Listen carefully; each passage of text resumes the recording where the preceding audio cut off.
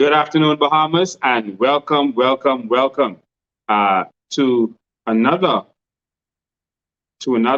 episode, you can call it, of our platform. Ladies and gentlemen, you would know that we have been releasing our platform and our shadow ministers every single week on live on Facebook.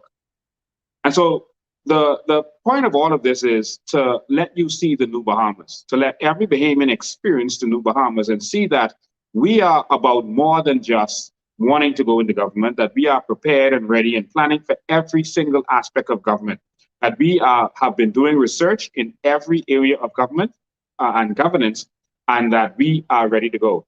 We also want you to see who our shadow ministers are, and that these shadow ministers are more than qualified. And so, in a few minutes, we're going to get started. A few seconds, we're going to get started. And while we're waiting, we're going to give you a chance to do your duty. And that duty is to like and share this broadcast. We want to apologize to you for last week's broadcast. The broadcast, we had some internet issues at the location where we were. And that's because we had a blackout on that day. You'd remember that we had an island-wide blackout on that day, and it caused some internet issues. But of course, today we expect to have better internet service so that we can bring you a proper broadcast. And so that broadcast is going to be redone for our educational platform, and we will present that to you. Okay, we will get started in just a few minutes. Thank you so much.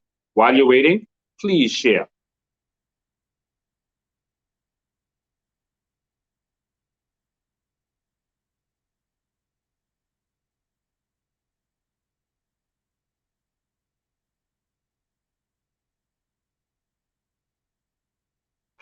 Thank you so much.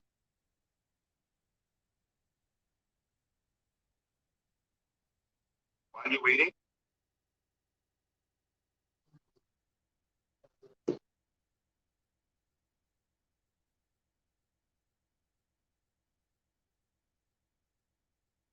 Good evening, my fellow Bahamians. Please share this broadcast and let's make sure that all Bahamians are ready for the new Bahamas and they can see the plan for this new Bahamas. Thank you for spending your Sunday evening with us. The first thing I want to do is introduce to you our shadow ministers, the shadow ministers who will be dealing with the revolutionization of tourism in the Bahamas. Tourism is never going to be the same again. However, I want to announce to all of you that our shadow ministers of tourism are Riche Sands. Riche Sands is a very well known Bahamian who has traveled the world, and she is a very qualified ambassador for tourism. However, Riche Sands is unable to be with us today. She has acquired COVID-19. She's tested positive for COVID-19.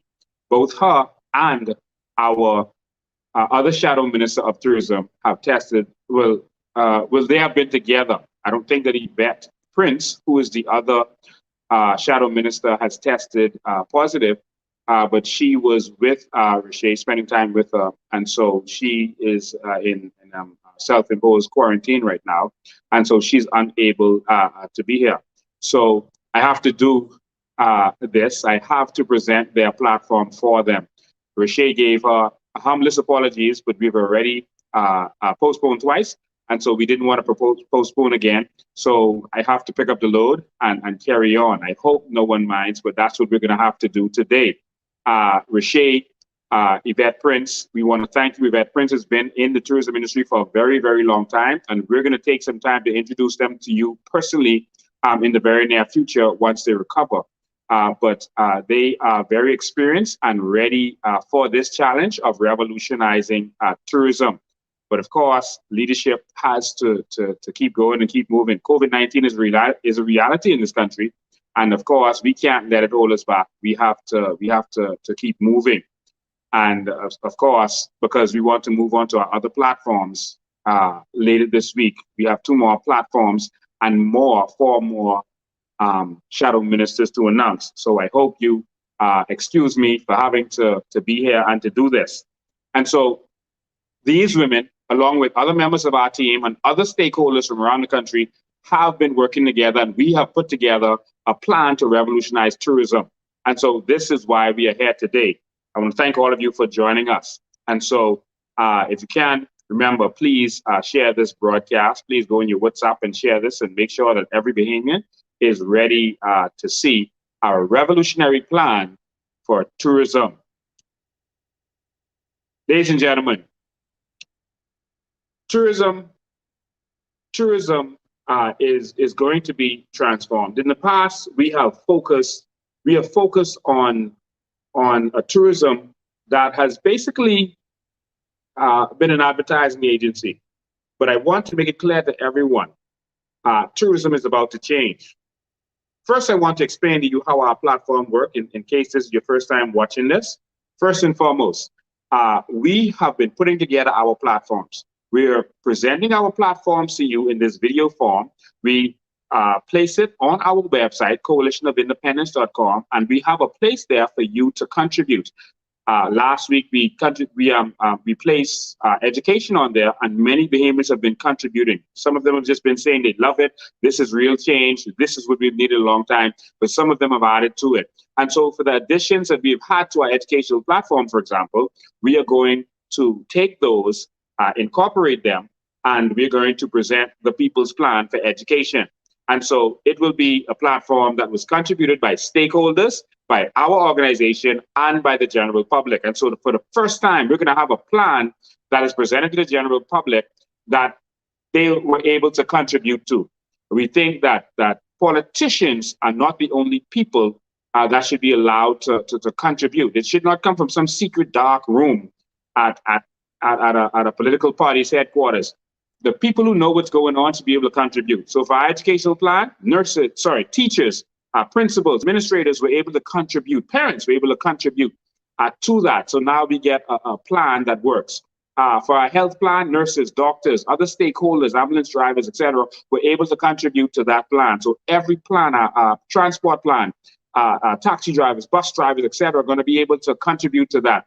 And so for our agricultural plan that we put together, farmers were able to contribute that, and we're going to revolutionize farming in this country. So we're proud of what we're going to present with that. And so the same thing happened with our tourism plan.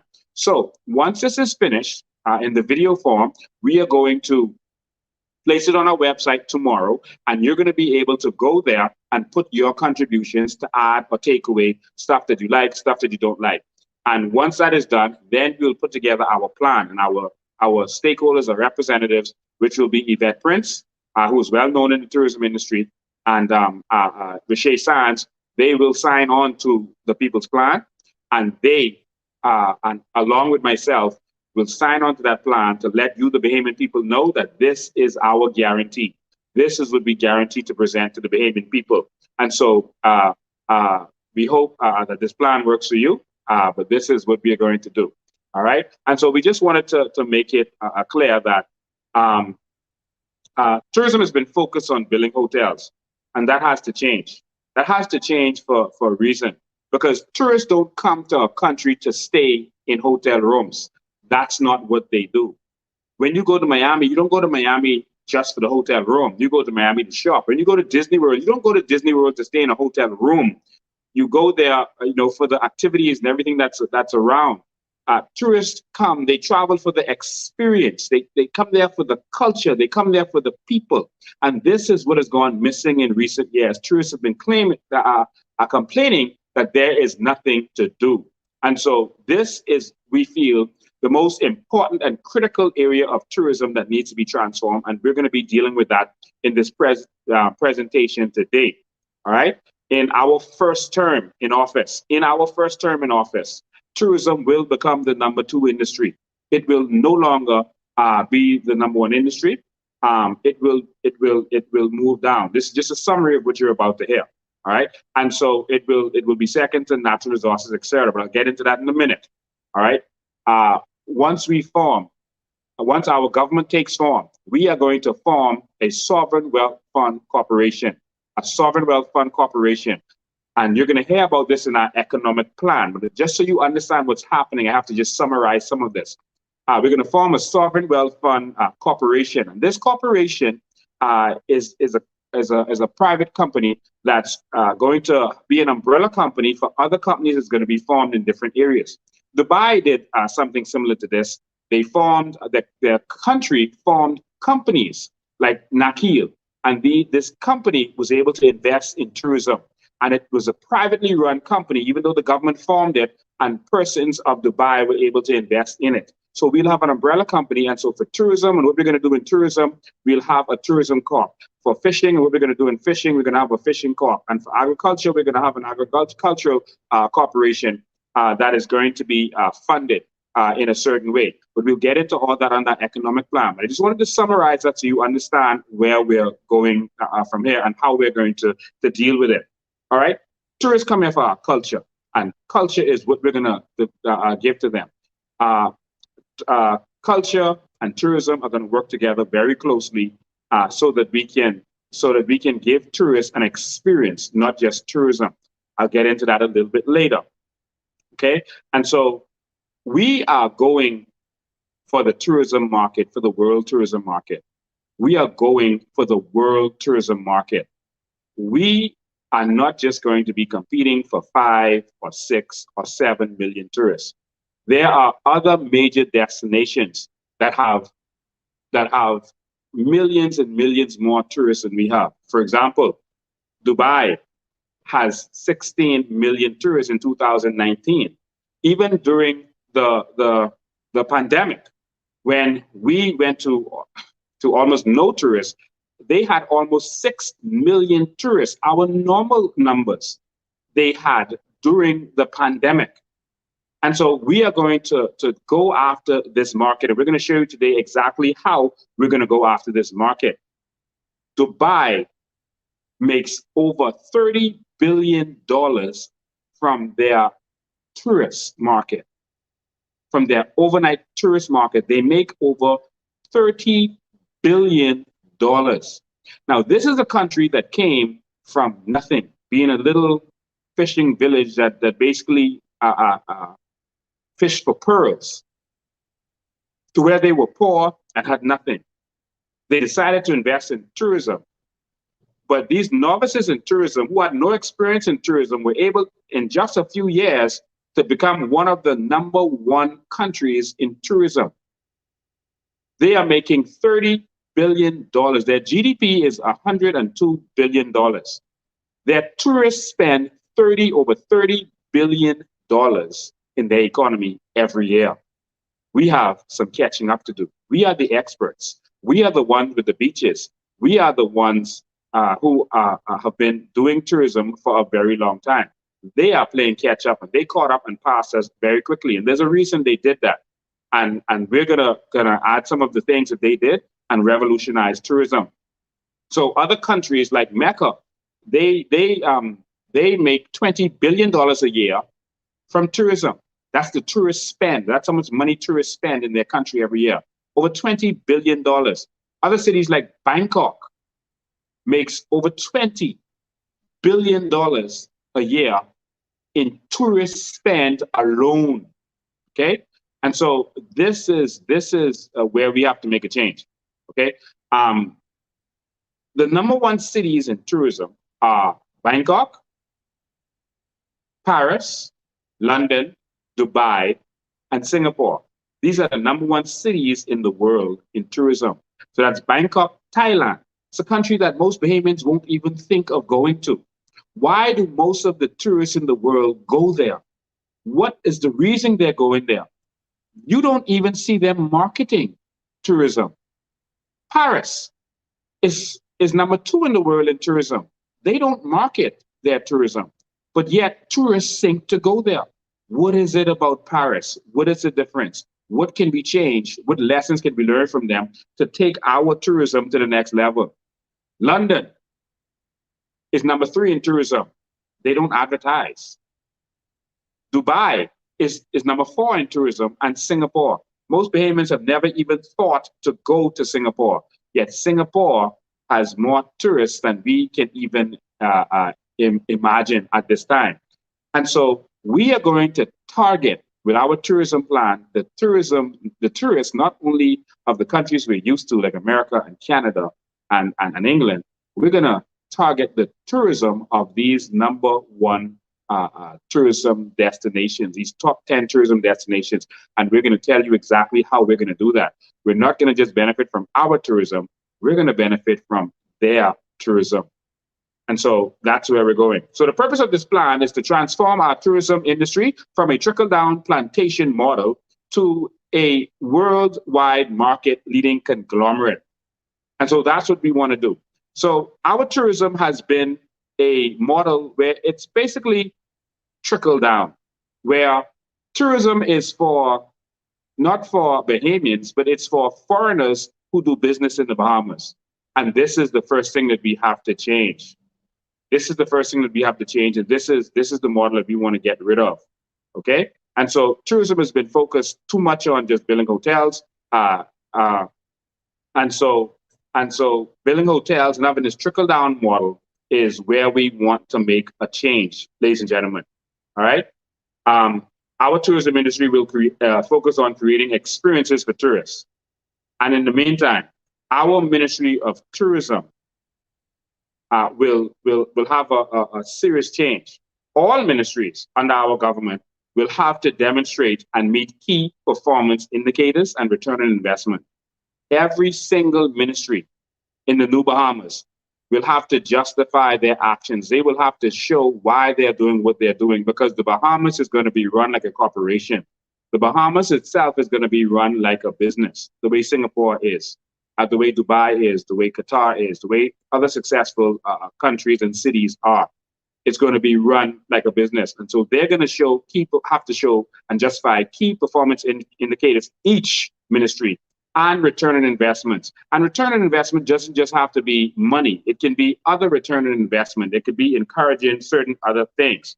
Okay, so there's going to be accountability, and you as a minister, you as a permanent secretary, or whatever position you have, you're going to have to justify your position in order to keep your job.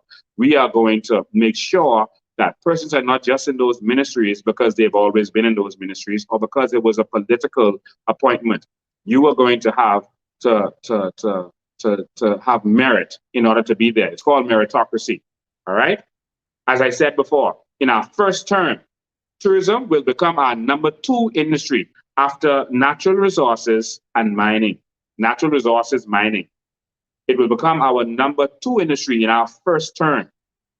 Tourism will no longer be the driving force of this economy. In our second term, tourism will become our number 5 industry in our second term in office. Yes, I'm already planning ahead. We are already planning ahead. In our second term in office, tourism will become our number 5 industry after natural resources, after treasure hunting. Yes, there is a lot of treasure in our seas, and we have already presented to you. We're going to present some more to you under our maritime presentation. You're going to understand exactly what is in our seas when we present our plan for our maritime industry. It's going to be after technology, cloud service. We are going to be the cloud server capital, all right? And after fisheries. So after natural resources, treasure hunting, technology, and that is cloud service, and fisheries, then comes tourism. And so this is what we are planning for in the New Bahamas. The purpose of this plan is to transform our tourism industry from a trickle-down plantation model to a worldwide market-leading conglomerate that benefits all Bahamians.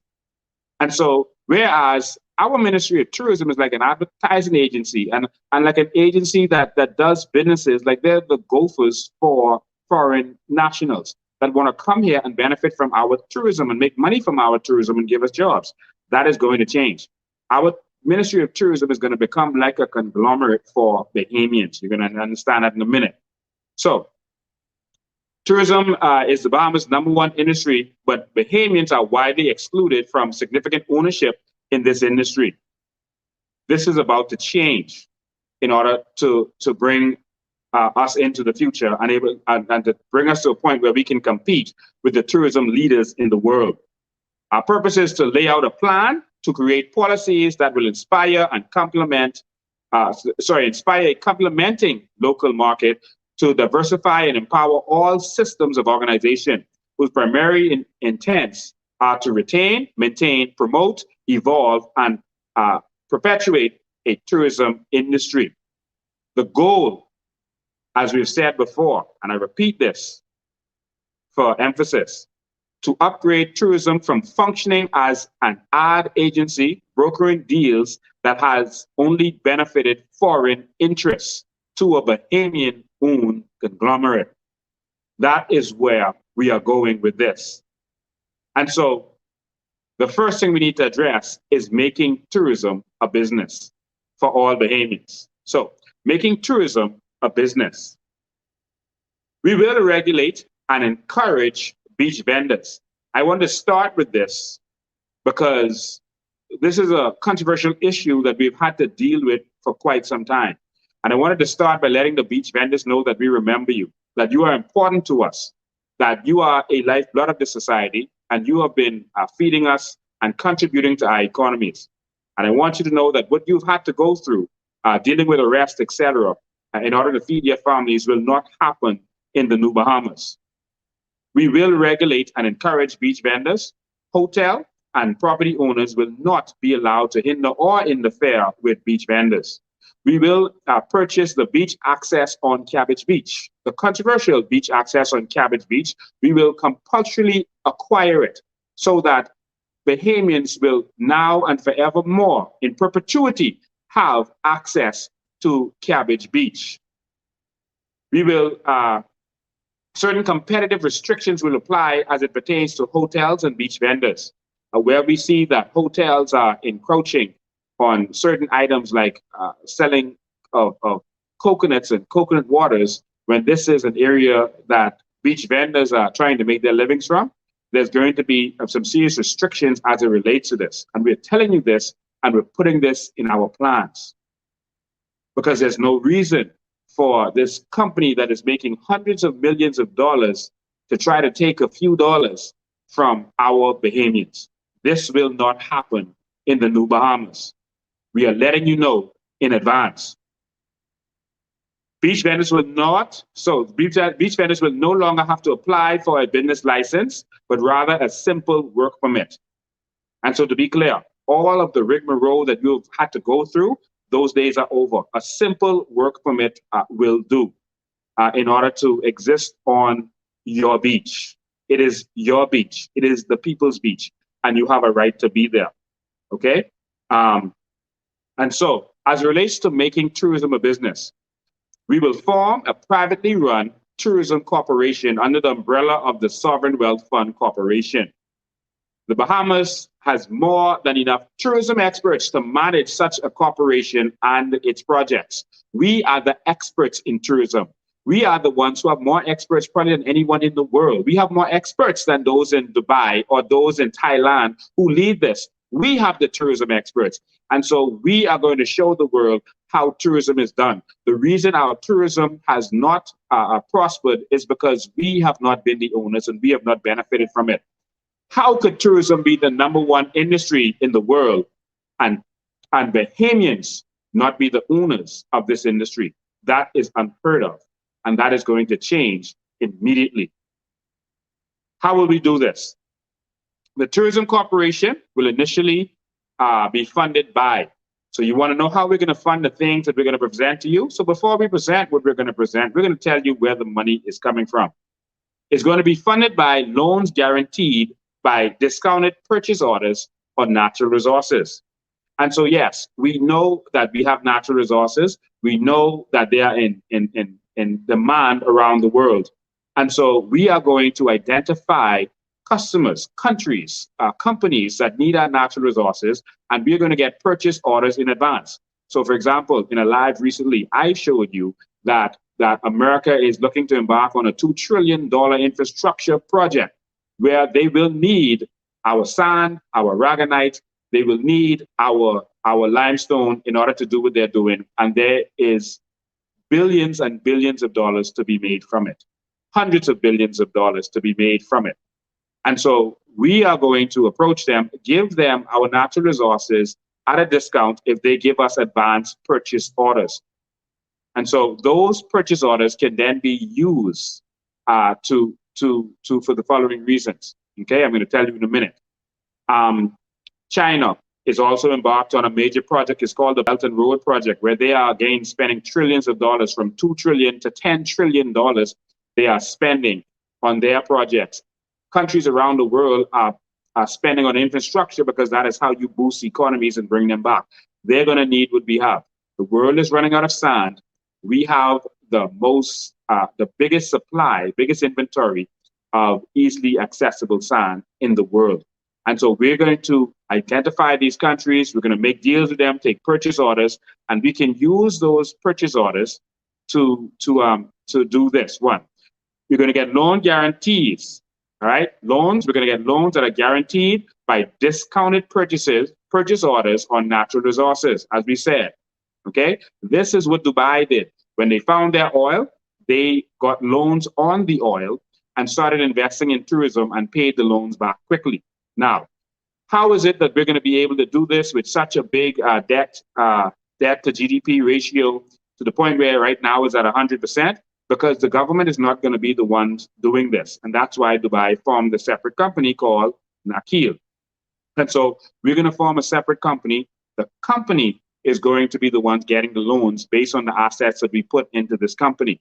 And they're going to be able to qualify to get these loans to get us started where we need to go. Loans guaranteed also with beachfront crown land. We have projects that we're going to be using our crown land for, but we're going to be getting loans guaranteed by our crown land. So we're not selling them, we're keeping it, but we're going to get loans guaranteed on that to be able to jumpstart what it is we're going to be doing. We're also going to get money for this tourism corporation from partnerships with local and multinational investors. So partnerships with local and multinational investors. And so this is strategies that other countries use, Qatar, Dubai, other countries that were poor, and they wanted to get a jump start. So it's similar to the way the government had Bank of the Bahamas. They were in deep debt, so they formed a separate company. I think it was called Resolve, and they put the debt into Resolve. And so what we do is we form a separate private company. That company is going to be able to go onto the bond market and get loans in order to jumpstart what we're doing. And then once the orders start to come in and the payments start to come in, we pay off the loans quickly. But this is how we boost what we're going to do. This is the vision that we need in this country. And so next, our tourism corporation is going to make certain investments. And this is how they will invest. They will invest in what we call partnership grants. Up to $5 million will be given for Bahamians to build boutique hotels. Partnership grants up to $5 million will be given to boutique hotels. Also, partnership grants of $5 million will be given to Bahamians to create activities for tourists. And so not only will we give grants for Bahamians to build hotels, like the ones we recently saw in Hopetown, but we're going to have boutique hotels all over. Tourists don't want to go in mega hotels. That is not what their first love. They want an island experience. And they pay so much for these kinds of experience in places like Bora Bora and Tahiti, etc. They want that island experience. And so we're going to give it to them. But we're going to give it to them by getting Bahamians on board. And so we're going to let you, if you have experience in the hotel industry, if you have a very good dream or vision, we're going to put that money into you as a Bahamian in order to get that done. Okay, and so we say $5 million, but if you have a vision to do something better and it costs more, then you can apply and we will get you more. Our government, 2 prime ministers, fought for the money to give to Sarkis Ismailin to develop a hotel in our country. They fought for him. Why couldn't they fight for Bahamas, for a Bahamian like that? We are going to fight for Bahamians like that. We're going to fight to make sure that you get the capital to do what it is you need to do. And so this is the way in the new Bahamas, okay? And so moving on, a part of the profits from the grants, from the projects will go to the Sovereign Wealth Fund to benefit all Bahamians. So for example, we take $5 or $10 million, we assist you with building a boutique hotel. or a hotel. And a part of the profits goes to you and your company, and a part of the profits goes to the sovereign wealth fund, so that all Bahamians will benefit. So you will be, as a Bahamian, generating funds for all Bahamians, and the profits from it, and these hotels will be put all across this country, will go to the sovereign wealth fund, and a piece of that will go to the bank accounts of every single Bahamian. And so Bahamians worldwide, Bahamians countrywide will be able to benefit from the grants that we give to you. We know that the monies from the grants will come back to us, because we're going to make money back from room taxes and other taxes. And as these tourists start to spend money and as they cause communities to be open, the money is going to come right back to us. So we're going to spur the economy, not just by giving out jobs. We're going to spur the economy by making Bahamians participate in building this economy, by giving you the money to do so, because it's really your money. And so all of us will benefit. So if we give you money to build a hotel, you're really working for us, even though you're working for yourselves. And Bahamians are going to generate money for Bahamians. And that's how all Bahamians are going to benefit from this. So no one should have a problem with money going to a hotelier who's been in this business her whole life. And now she has a dream to own her own Bonefish Lodge or some other kind of lodge or retreat. So you don't have a problem with that. And so this is the new Bahamas that we're looking forward to. So the Tourism Corporation will invest directly in certain major projects to transform the tourism product. This includes rooms, entertainment, and activities. And so the purpose of this Tourism Corporation will be to invest directly. So first, we're going to invest in Bahamians and allow them to build our tourism product. We're going to give them money for activities and to build hotels, especially for activities, because tourists need something to do. And we're also, as a corporation, going to also directly invest. So the Tourism Corporation will actually invest in hotels, invest in entertainment, and invest in activities. And we're going to let you know what those things are in a minute. There will be three tiers of tourism product levels, targeting various price points. So there's going to be three price points that we're targeting. The mainstream tourists, we're going to be targeting the premium tourists, and the luxury tourists. Atlantis accomplished this by building different towers. So they have the coral towers, the beach towers, and then they have the which is the lower end, and then they have the Royal Towers, and then they have the Reef and the Cove on the other end. And then there was Ocean Club, that was even more premium luxury situation. And so they thought of how they could deal with this. Okay, so the first one is mainstream tourism product. And so regular low price point hotel rooms at large volumes to attract low price point visitors. There are some tourists who can't afford to go in expensive hotel rooms, but they can afford to go in the lower price hotel rooms. And so these are the tourists that we target in this niche market. The Bahamas is very large. And so different parts of the Bahamas are going to have different focus. And so room rates will be less than $500 for this price point. It's going to be $500 or less. These rooms will be located throughout the Bahamas, but focus on more populated areas to reduce costs, because it's in a center. A large percentage of these rooms will be hotel apartments to encourage family visits, which will increase spending. And so we see that in Orlando, they're doing the same thing. They realize that by having apartments, 2-bedroom, 3-bedroom apartments, even 4-bedroom apartments, they can encourage families to come. And then when families come, more money is spent. And so that is what we're going to do too. So a lot of our hotel rooms are actually going to be apartment situations. So persons can come and they can bring their whole family in apartment resorts like they have in Orlando. Next, the premium tourist products. These are the higher end rooms that target high end visitors. Room rates will be between $500 to $2,000, located throughout the Bahamas in densely populated areas and more isolated islands and keys. And so these are more premium, and some of them are going to be in more isolated keys, because we have people who would want to be isolated and get that experience. And so we'll explain that some more. They're also going to have hotel apartments, And so hotel apartments will also be included to encourage family visitors and increase spending. So they will also be a part of that niche market.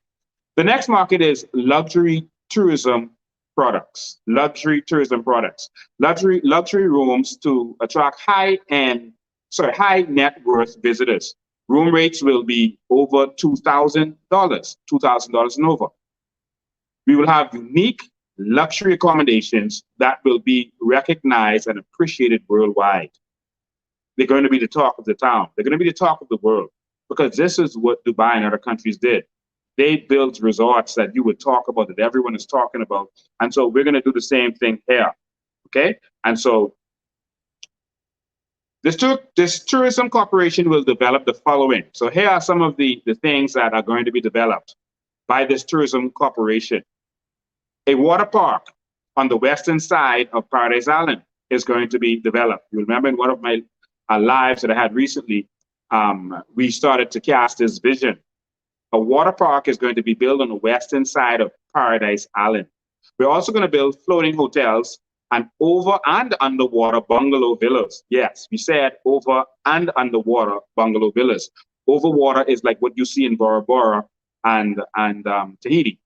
But there's also underwater villas that are being developed now, and we are going to take part in that market, and it's going to be a luxury market. We're also going to invest in cruise ships that sail the Bahamas and the Caribbean. So cruise ships, we are going into the cruise industry. We are going to increase our room inventory to 70,000 rooms over the next 10 years, by 2030. We're going to increase our room number to 70,000 rooms by the year 2030 in order to accommodate our new goal of 25 million tourists. 25 million tourists is our new goal. Why do we have this goal?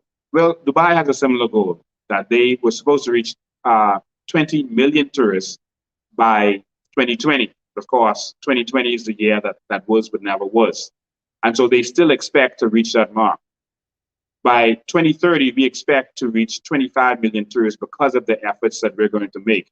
We expect to make billions of dollars from our tourism product. Let's continue. Let's first talk about the water park. Let's talk about the water park.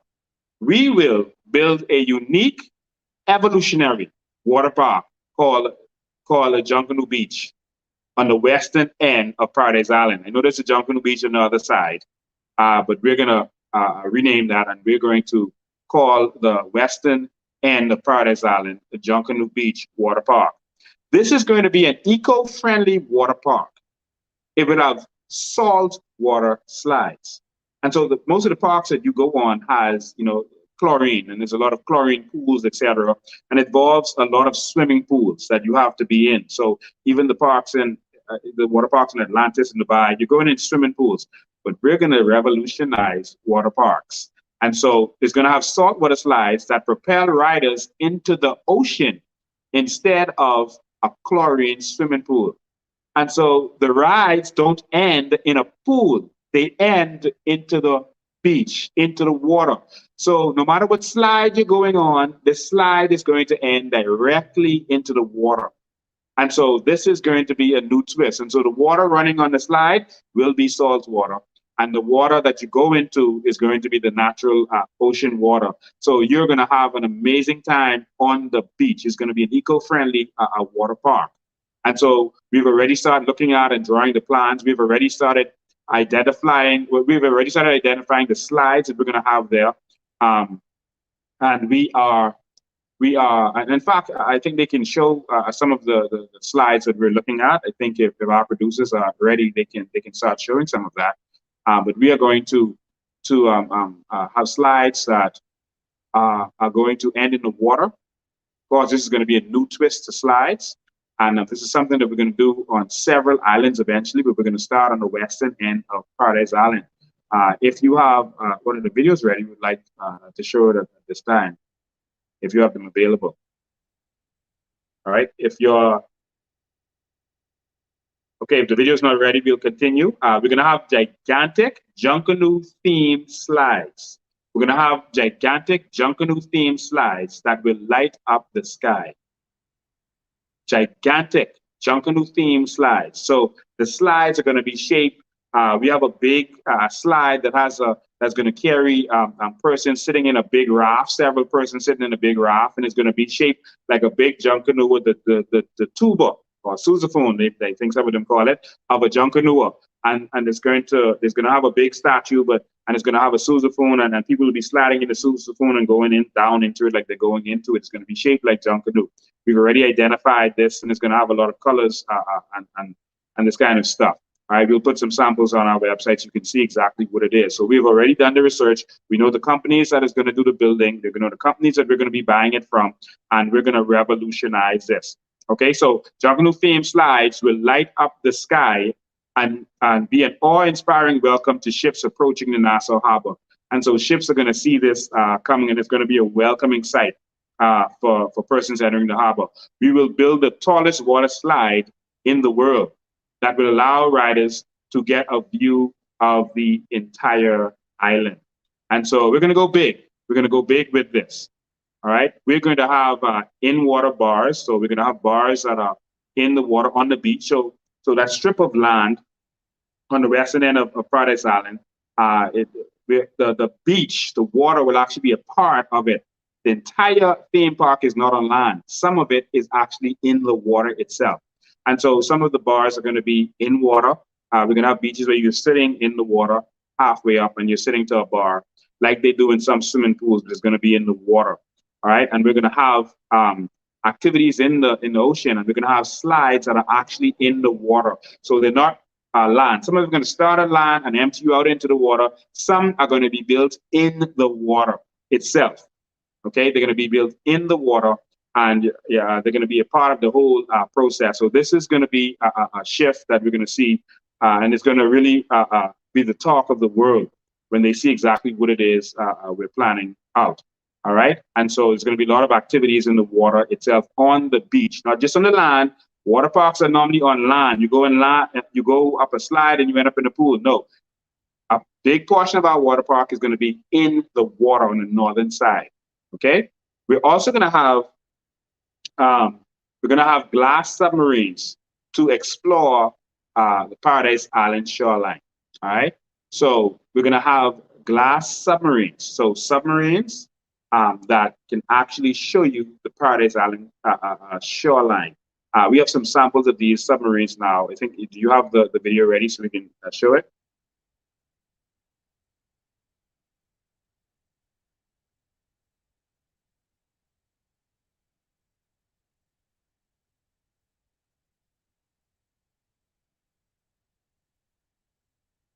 Okay, I guess we're going to put this on our website so you can see it. We're trying to get this stuff up. I don't know why the videos are not playing.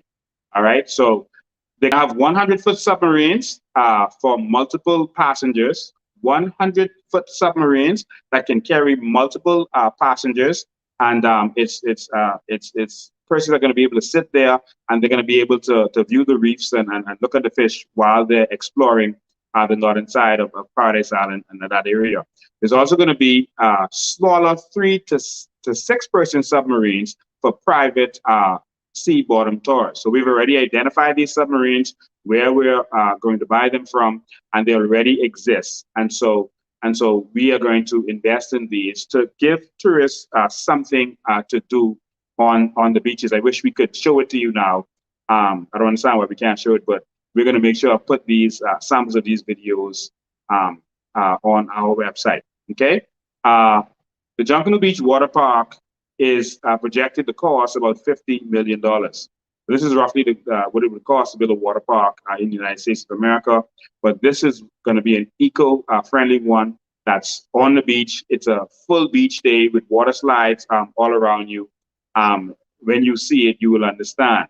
All right. There's also going to be restaurants in the water. There's going to be restaurants in the water that we have designed already. And so you can see one of them there. So that's a restaurant that's actually in the water. And so you can see that there are tables there. It's actually floating. All right. And so this is going to take place here in this water park. There's going to be several restaurants in the water. People can lounge. You can see lounge beds on the top floor where they can hang out. There's going to be lots of these. You can see on the side, there's jet skis and stuff that can pull up to it. This is actually going to be added to Arawak Key also, but we'll get to that in a minute. And so we're going to have these kinds of restaurants that are floating, that are in the water. That's going to give people a taste of Bahamian cuisine, and they can just go there and hang out and love themselves. And so this is something that we designed. One of our candidates is an architect, and he designed this. Okay, and so we're also going to have, moving along, floating hotels. We're going to have what they call floating hotels. All right, we're going to have floating villas. All right, we will build cultural floating hotels, and they're going to be Arawak, Lucayan themed over the water. And so we're going to have, instead of the bungalows that go into the ground and into the sand, they're actually going to be floating. So they're almost like boats, but they're going to be floating. So there's going to be a walkway that goes out to all of them. It's going to look similar to what you see in Bora Bora, Tahiti, but it's actually going to be floating on the water. Right? And we'll have wave breakers to make sure that the water is calm wherever we build these. These are going to be built on several of our islands, several of our keys. We're going to invest in them. We're also going to invest in Bahamians who love this dream and want to take part in it. And so if Bahamian wants to build one of these floating hotels, perfect. And they're floating hotels. And so if they're ever threatened with hurricanes, etc., the entire hotel can move. It can go to where it's safe. All right. And so this is an amazing idea. We're going to present the plans and all of that for all of these for you. And so there's going to be activities on land, but in the water itself, there's going to be villas like you see with the Tahiti or Bora Bora situation, but they won't be planted into the ground. They're going to actually be floating. Okay. And so that's the Bahama twist on what they've been doing. Okay. We will also build multi-room villas that are actually boats. All right. And this is what we're talking about. All right. To continue. We're also going to build underwater villas and bungalows. We're going to build underwater villas and bungalows. All right. And so underwater villas and bungalows. And so I don't know if we have the video for this also ready, but I really need the Bahamian people to see these. I really need them to see these. And so, you know, because these are mind-blowing things to see. I don't know if they are ready, but let me see if they are. I'll just take a minute to see if they are able to pull that one up. Otherwise, we're just going to have to put it on our website if they're not pulling it up. All right. The producer's at a different location. I don't know what the situation is. They're saying, okay. All right, so what we're going to do is we're going to put the videos on our website. Once tomorrow, when we put this video up, we're going to show you the sampling of all of these things that we're talking about, okay? And so they're going to have underwater villas, underwater villas, all right? We will build underwater bungalows and villa hotels, multi-level, over and underwater luxury villas, all right? So a part of the villa will be over water, and this is the general area. The bedrooms will be underwater, where you can literally sleep with fish going past you. We'll build reefs where there are no reefs that close to the shore. We're going to build reefs that will attract fish. And so they're going to be at your window at all times, and you're going to be able to wake up and be underwater and see the ocean. And so we've already identified the company that is going to be doing this. And so we estimate the building cost for each one of these to be $2.5 million. The actual cost is $2.8 million. We're going to negotiate them to $2.5 million because we're buying 100 of them to start our first underwater villas resort. Okay, and so it's going to cost $2.5 million for each one of them. These condos will be rented in the luxury market for $5,000 to $10,000 per night, and so they're going to come with a butler, et cetera, and they're going to have an amazing luxury feel to it. Okay, so we're gonna post a video of that on our website so you can see it. Uh, it's something to see. It's mind blowing, the ideas that are coming forward. All right. So next, let's talk about Bahamas Cruise Line. Bahamas Cruise Line. All right. So we are going to invest in cruise ships. We are going to invest in cruise ships. Many companies have benefited from Bahamian tourism. Now we will benefit from the tourism of the world. It's time for us to benefit from the tourism of the world. The world has been benefiting from us. Every major hotel is foreign owned, and they are benefiting and making money from our economy, sucking it up and taking it out of the country. That is why we have a GDP that is so low. We have to change the game. And so we will target the world's top tourist destinations, including Dubai and Thailand. How will we do this? With our Bahamas Cruise Line. With our Bahamas Cruise Line, we are going to take Bahamian culture to the world. We are going to be taking the culture of the Bahamas to the world. The whole entire world is going to experience the Bahamas. So where there are countries, there are many countries where they have never heard of the Bahamas. They don't know where the Bahamas is. We're going to take the Bahamas to them. For persons who can't come here, we are going to take the Bahamas to them with our cruise line. They're going to experience our music, our dance, our junk canoe, our food, our plays, our water slides. They're going to experience our casinos. They are going to experience the Bahamas. On board these cruises, on board these cruises, there's going to be shows. There are going to be Times Square type shows on the ship itself, where there are big production and plays, where our talent, Bahamian talent, is going to be featured there. So different musical talents from the Bahamas are going to take turns on these ships. And there, people are going to experience their music. It's going to be interwoven also into plays. There are plays. People are going to, Bahamas are going to be paid full time. There's going to be fire dancing. There's going to be limbo dancing. Everything that is a part of our culture, glass eating. We have magicians here as Bahamians. We are going to take our culture to the world. They are going to experience our cuisine. They are going to experience our gobbleduff in a gourmet way. They're going to experience our conch fritters and our crab cakes. They are going to experience, they're going to forget about red lobster. We're going to show them what lobster is supposed to taste like. We're going to show them, they're going to forget about snow crabs. We're going to show them what stone crabs is all about. And so we're going to export our culture to the entire world. They are going to get a piece of the Bahamas on this ship. That's what they're looking for. And so these ships are going to be amazing ships. They're going to have water parks on the ships. They're going to have an experience that will be memorable for everyone who goes on that ship.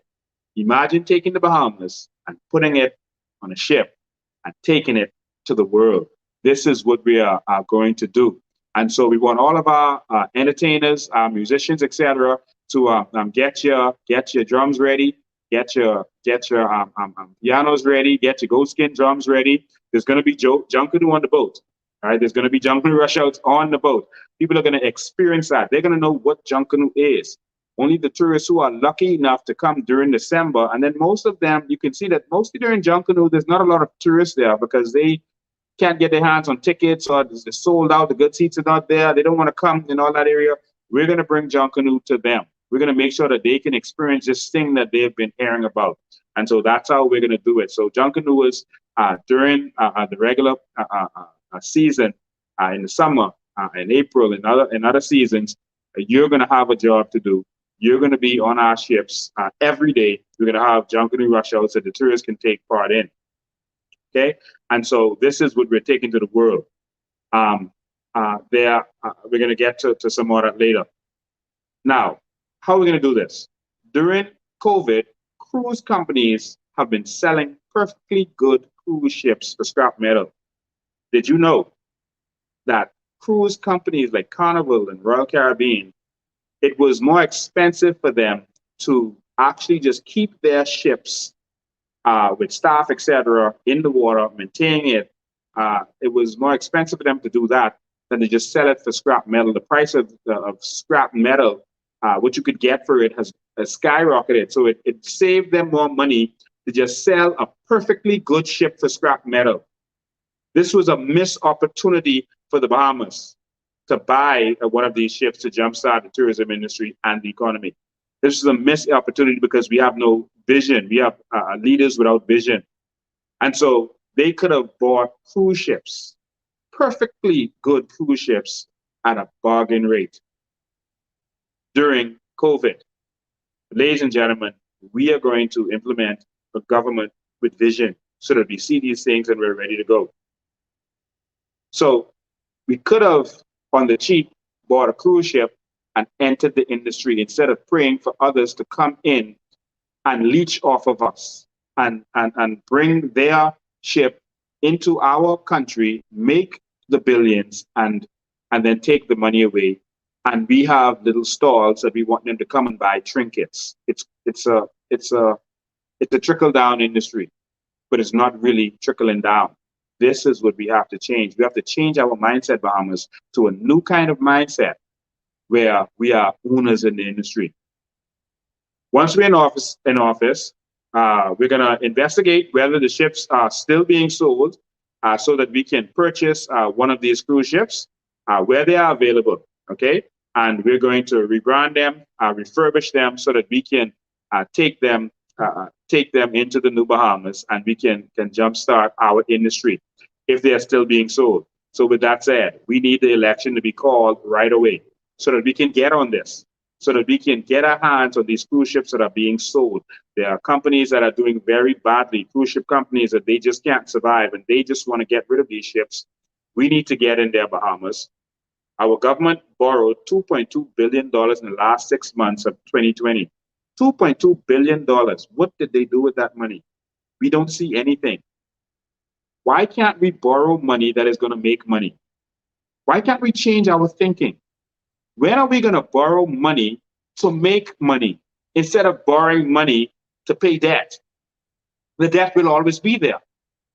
Why don't we borrow money and invest it in something that's going to make billions and billions of dollars? When are we going to wake up as a country? Okay? And so our initial investments in the cruise ships, so there's going to be a phase. So in the first year, we're going to invest $260 million. Crystal Cruises, that is now cruising the Bahamas, spent $280 million on their ships, brand new. All right, they spent $280 million on their ships. We are going to spend $260 million for small cruise ships, and that's 500 to 1,000 passengers. We're going to spend $260 million on one ship. We're going to spend $55 million on one medium-sized cruise ships that can hold 2,000 to 3,000 passengers. So this is what we're going to do.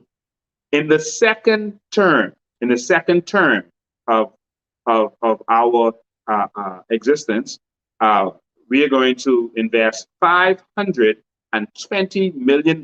So not in our first term, in our second term. I see it says year 2, but this is term 2.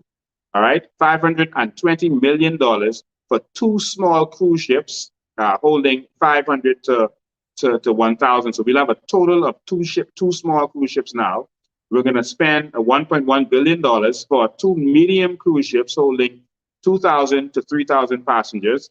And we're going to spend $2.62 billion on 2 cruise ships holding 5,000 plus passengers. And so we're going to have different purposes for each one of these ships. The smaller ships are going to cruise the Bahamas.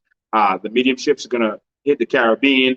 And the bigger ships are going to hit other locations. I'm going to break that down for you in a sec. Again, in their turn, the government has borrowed over $5 billion. $5 billion that we have not seen anything from it. They have never borrowed any money that we can benefit from. That is bad for business. That is a terrible idea. Why don't they borrow money that we can make money back from, that we can then use to pay down on our debt? Wouldn't that make much more sense? Think about this, Bahamas. Carnival Cruises makes $20 billion. $20 billion a year. $20 billion a year sailing our oceans and other oceans. Royal Caribbean Cruises makes $10 billion a year sailing our ocean and other oceans. 10 billion. We're talking about only having a GDP of this much, only having a government budget of this much. That's because we're thinking small. Crystal Cruise Line spent $280 million, and now they are making money in our waters. Why are we not making money in our waters? Bahamas, we need change. We need a new kind of Bahamian and a new kind of thinking. Carnival makes $230+ from each passenger on their ship. That's profit, net profit. 200 plus dollars from each passenger. So does Royal Caribbean. Norwegian Cruises makes more. They make $390+ from each passenger. And you're talking about millions of passengers that go on these ships. Ladies and gentlemen, it's time to change our thinking. And you see what the cruise ships are doing now. Why do we need to get into this business? Because we brag about 7 million tourists. But the truth is, the vast majority of them, almost 6 million of them, 5.5 million of them, come on the cruise ship. And even though we count them, they actually never leave the ship. Why? Because there's nothing for them to do. Bay Street is a disaster. It's a bunch of T-shirts and jewelry stores. We're going to talk about how we're going to transform that in a minute. And so there's nothing for them to do. So we're not benefiting from the tourists coming. So while we're bragging about 7 million tourists, the problem is we don't make anything from the majority of those tourists. And so now these cruise ships, because there's nothing to do, they're trying to build something because our government won't do anything. They have no vision. They started building islands of their own. That's why they built a Coco Key. That's why Disney built Castaway Key, because there's nothing for the tourists to do when they come to Nassau. Most of them don't come off this ship. I experienced that myself. And so we have to now take this back and start making things for them to do by investing in it, making it a priority. This is a national emergency for this to happen right away. And we're going to invest in Bahamians to do this. And we're going to invest directly to do this. It's a national emergency because the way forward for cruise ships is that the tourists will not come to us. The trickle down will stop. They're putting a cap on it, and that's going to hurt this economy. But none of our leaders are thinking, well, we are going to start using some of our keys to do the same thing. We're going to start using our islands to do the same thing. And so let me show you what we're going to do with this. There's going to be themed cruises. All right, so there's going to be Bahamas cruises. There's going to be Ateno, Lucayan, Arawak style cruises. There's going to be Mayan cruises, Mayan themed cruises. There's going to be Arabian cruises. There's going to be Asian cruises. There's going to be European cruises. All of these are themed cruises that is going to take our country to the world. So let's talk about parts of call for these cruises, and then we can explain them some more. So there's first of all the Bahamian cruise. All right. And so the Bahamian cruise is going to go to the following islands. This is the plan at this point. Remember, all of our plans are written in pencil, and we're going to allow Bahamians to be able to contribute and then make changes to whatever they see. So the Bahamas tour. In year 1, our smaller ship is going to be hitting these ports of call. Nassau, Andros. We're going to be going to Andros. We're going to have to develop Morgan's Bluff, the port there, etc., and other ports. People that cruise ships can actually go there. All right, we're going to take our tourists to those islands. Freeport. They're also going to go to Abaco. They're going to go to San Salvador, Cat Island, and Eleuthera. And this is the plans that we have initially for our cruises in the Bahamas at this time. If you have other suggestions, you can go to our website and you can add them there tomorrow.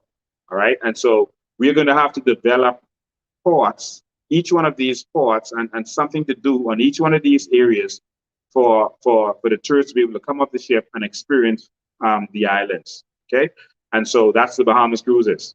And so the Taino cruises, the Taino Indians, Carib, Arawak, Lucayans, etc. The Taino tour, the ports of call where Lucayans, Caribs, and Arawaks live, uh, and that will include the Bahamas, Florida, Hispaniola, which includes Haiti and the Dominican Republic, Cuba, Jamaica, and Puerto Rico. And so these are the places that this cruise ship will go to. And this is in year one. Our medium ships will be doing these ports of call. We're going to have the Mayan tours, and this is also in year one, the Mayan tours, all right? And so this is going to include the Bahamas, Cayman Islands, Jamaica, and ports of call in Mexico. And so these are the Mayan tours, and they're going to have Mayan themes. People are going to be able to learn about what's been going on there. And we're going to take the Bahamas to all of these countries. The Arabian cruises. The Arabian countries seem to be starting to dominate in tourism. And these are countries, and we're going to do this in year three. These are countries like Dubai, which is, of course, the number two tourist destination. Sorry, it's not number two, it's number four. It's the number four city in terms of tourist destination. Abu Dhabi, another major city, Qatar, and Bahrain. So these are cities that we are actually going to be going to with our Arabian cruises. So these cruises are going to go to the Middle East. So we're going to take people on cruises to Dubai. These are going to be luxury cruises to Abu Dhabi, to Qatar, to these places that attract all of these tourists. So now we're going to be benefiting from the tourism of Dubai. And so people who want to go to Dubai, now they don't have to go by airplane. They can go on a luxury cruise ship with a Bahamas twist. And so we think that is going to be something that tourists are going to love, and we're going to be able to benefit from the tourism of other countries. This is the new thinking and the new way. All right.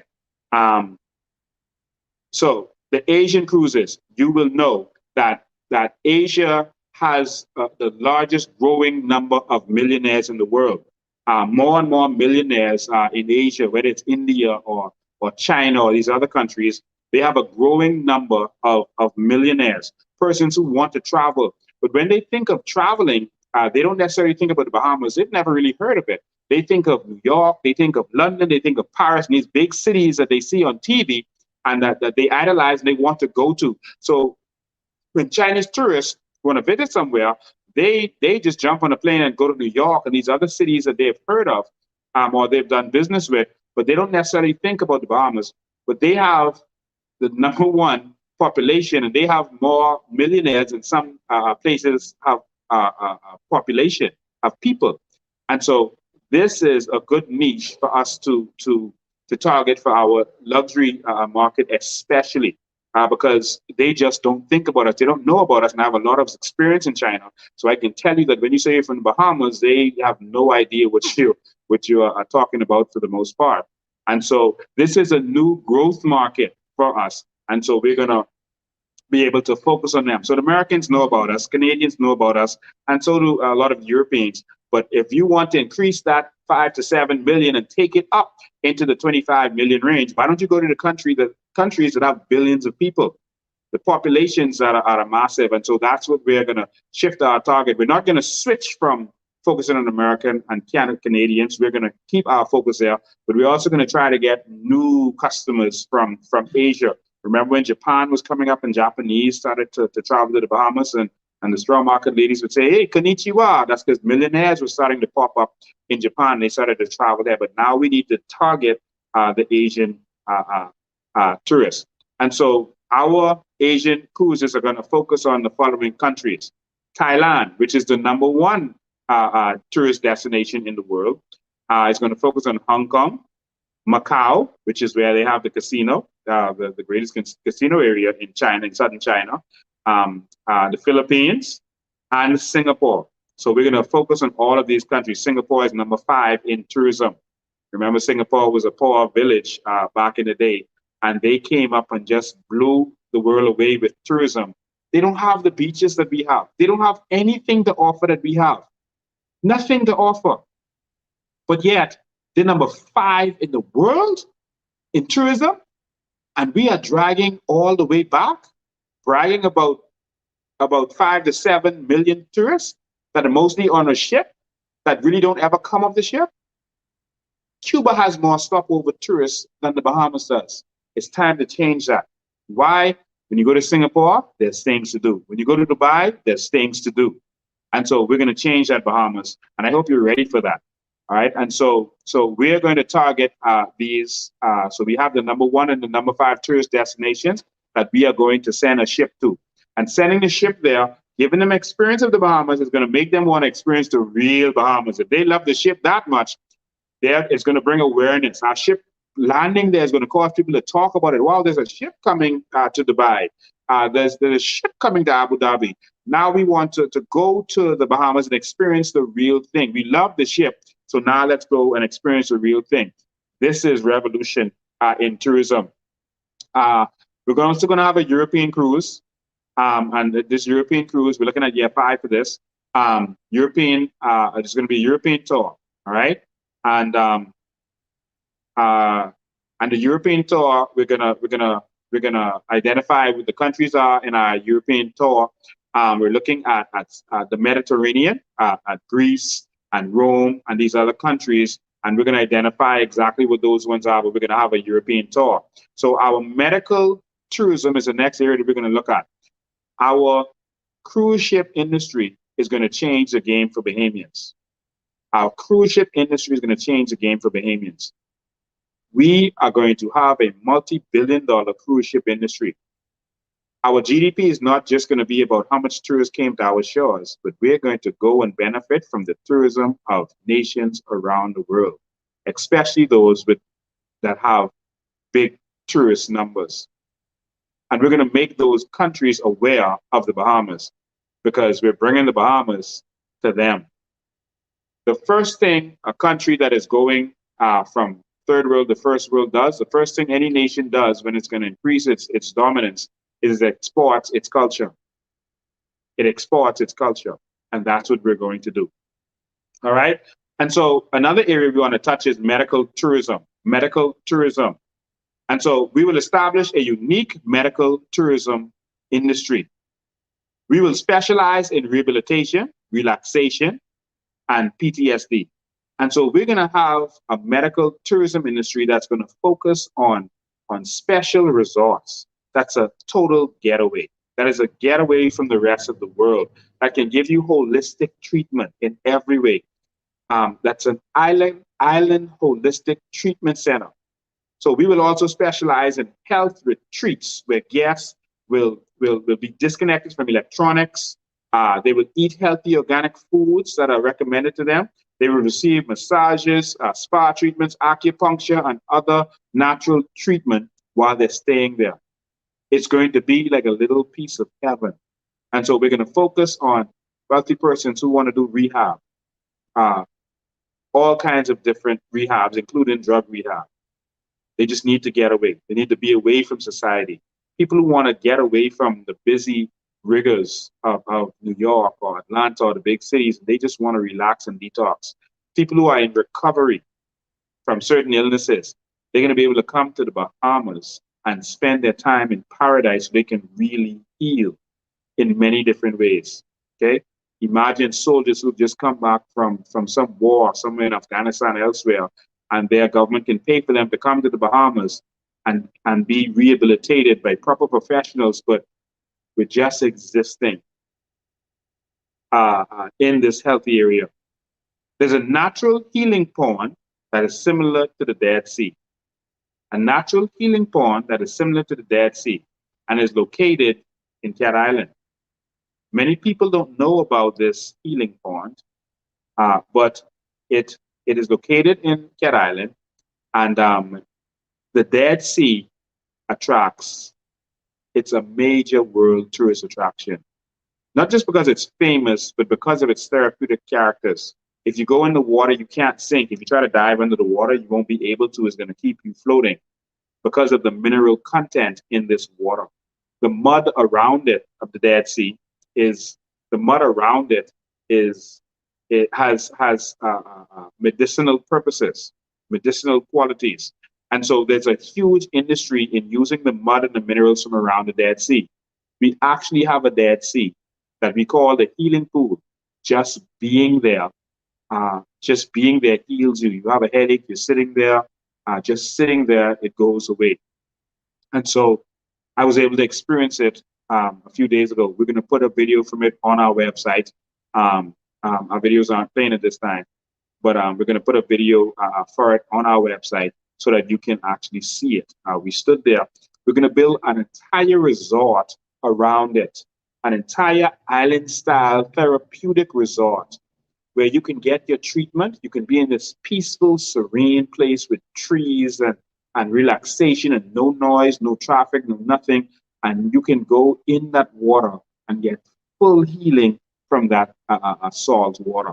And so we're going to we're going to start drafting the plans and we're going to put them on our website for you to see. It's going to be island style, like a real getaway paradise type situation that we think that people will pay a premium to be able to go and experience that.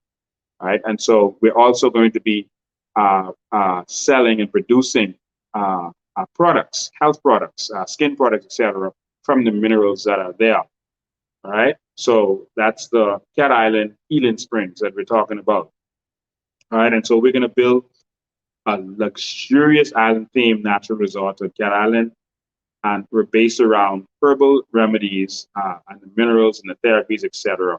All right. And build healing products from it. And so now it's time to talk about what has been a major problem for a very long time in this country. Nassau is the capital of the Bahamas, but Nassau is not up to par. Tourists don't even want to come off that ship. We have to do something and do something drastically. Since the 90s, they've had a Nassau Redevelopment Association that has been able to accomplish very little. We are going to transform Nassau, the city of Nassau. Some people think of the island as Nassau. We're talking about the city, downtown. We are going to transform Nassau. Ladies and gentlemen, are you ready for the new Nassau? Well, here it is. And so before we start, we want to remind you that the Ministry of Culture will be intertwined with the Ministry of Tourism. These two ministries will act as one. Because some of what culture has to offer will be mixed with tourism and tourism, except these will be two separate ministries, but they will be intertwined and they will work together in a synergy that is unbelievable. But now, ladies and gentlemen, it's time to transform Nassau. First, I want to tell you, a new parliament complex will be built elsewhere. We will remove the parliament of this country from where it currently sits, and we're going to build it elsewhere. And the current parliament will only be used as an historic location site. We're not going to destroy it. It's going to stay there as the old parliament, there where it can be like a museum where persons can do tours and see the old parliament. Fort Charlotte will have daily changing of the guard ceremonies. This will include performances and cannon fire. The Nassau Harbor will have, and so just so you understand, when you go to other countries like Cuba, every single evening, tourists gather from everywhere to their fort, and there is a changing of the guard ceremony. It's like like a play where the soldiers are going through their drills and doing different things, and there's a little reenactment, and then they fire off the cannon. So it's false cannons, but they fire off the cannon. You said explosion. And so there's going to be the same kind of reenactment every single evening on the fort. So the fort comes to life, and there's actually a reason for persons to gather and go to the fort. Every evening as the sun goes down, there's going to be a darkness display. So the soldiers even have their pitchfork, their torches, and they're walking around in the dark with their torches and doing different things. So there's going to be an amazing display there. All right. And so the Nassau Harbor will have a scheduled water shows. So if you know about the Bellagio in Las Vegas, you would know that they have water shows, and there's other countries in Dubai, they do the same thing. They have the Fountain of Dubai. That is one of the biggest attractions in the world. And the fountain, they have scheduled water fountain shows where there's music and the water is dancing to the music. We're gonna have the same thing, but for our harbor. All right. And so is going to be it's going to coincide and starting in the evening. It's going to coincide with the. It's going to start with the changing of the guards from the fort, and so the cannons are going to fire into the water, and it's going to appear like the cannons are landing in the water, and they're going to start the water show, and it's going to be loud music, and every evening you're going to be able to see this, and it's going to dance to the music, to Bahamian music and to other pop and cultural music. And it's going to be something to see. These jets are going to be able to shoot water 150, 200 feet into the air, and they're going to dance to the music. And so it's going to bring our Nassau and our harbor to life, something to see, something to experience. The persons would go out on a daily basis. Tourists have something to now go and see. Okay, and so it's going to coincide with that. But also, in addition to the water shows, there's going to be hologram shows. And so, again, I wish we could show you the video, but we're going to put it up on our website. The holograms are going to be in the water, so it's going to look like persons doing junk canoe. They're going to look like water, like the water is actually coming out of the water and formed into junk canoe. It's going to be a hologram, and it's going to look like water, and there's going to be junk canoe performances in the water and different performances. It's something to see. It's mind blowing. And so well, even if I have to do a different live where that's less formal than this one, where I can actually show you some of these videos, we're going to do that. You have to see this stuff that we've already planned and already set up. All right. There's going to be junk canoe rush outs and in Nassau, and a version of a native splash mob events that will spread throughout the day downtown. So downtown, you're going to have junk canoe rush outs every single day. Scheduled junk canoe rush outs every day, and flash mob type events for our tourists to enjoy and for you to enjoy. Everything we're doing, we want you to know that it's for you first and foremost, and the tourists are going to be able to come to our country and enjoy what is there for you. Okay, so tourists come to experience the culture of the country. They go to Thailand and they experience Thailand. They don't build Thailand for the foreigners; they build Thailand for them. And the foreigners come and experience Thailand. And that's why they're number one in the world. But we're going to build a country that you can enjoy. And so the tourists are going to come here and enjoy the Bahamas that is built for you. All right. And so there's going to be these kinds of events. And when I say junk canoe rush every day, there's going to be junk canoers on staff. Tourists should not have to wait and depend on being here during Boxing Day or New Year's in order to experience junk canoe.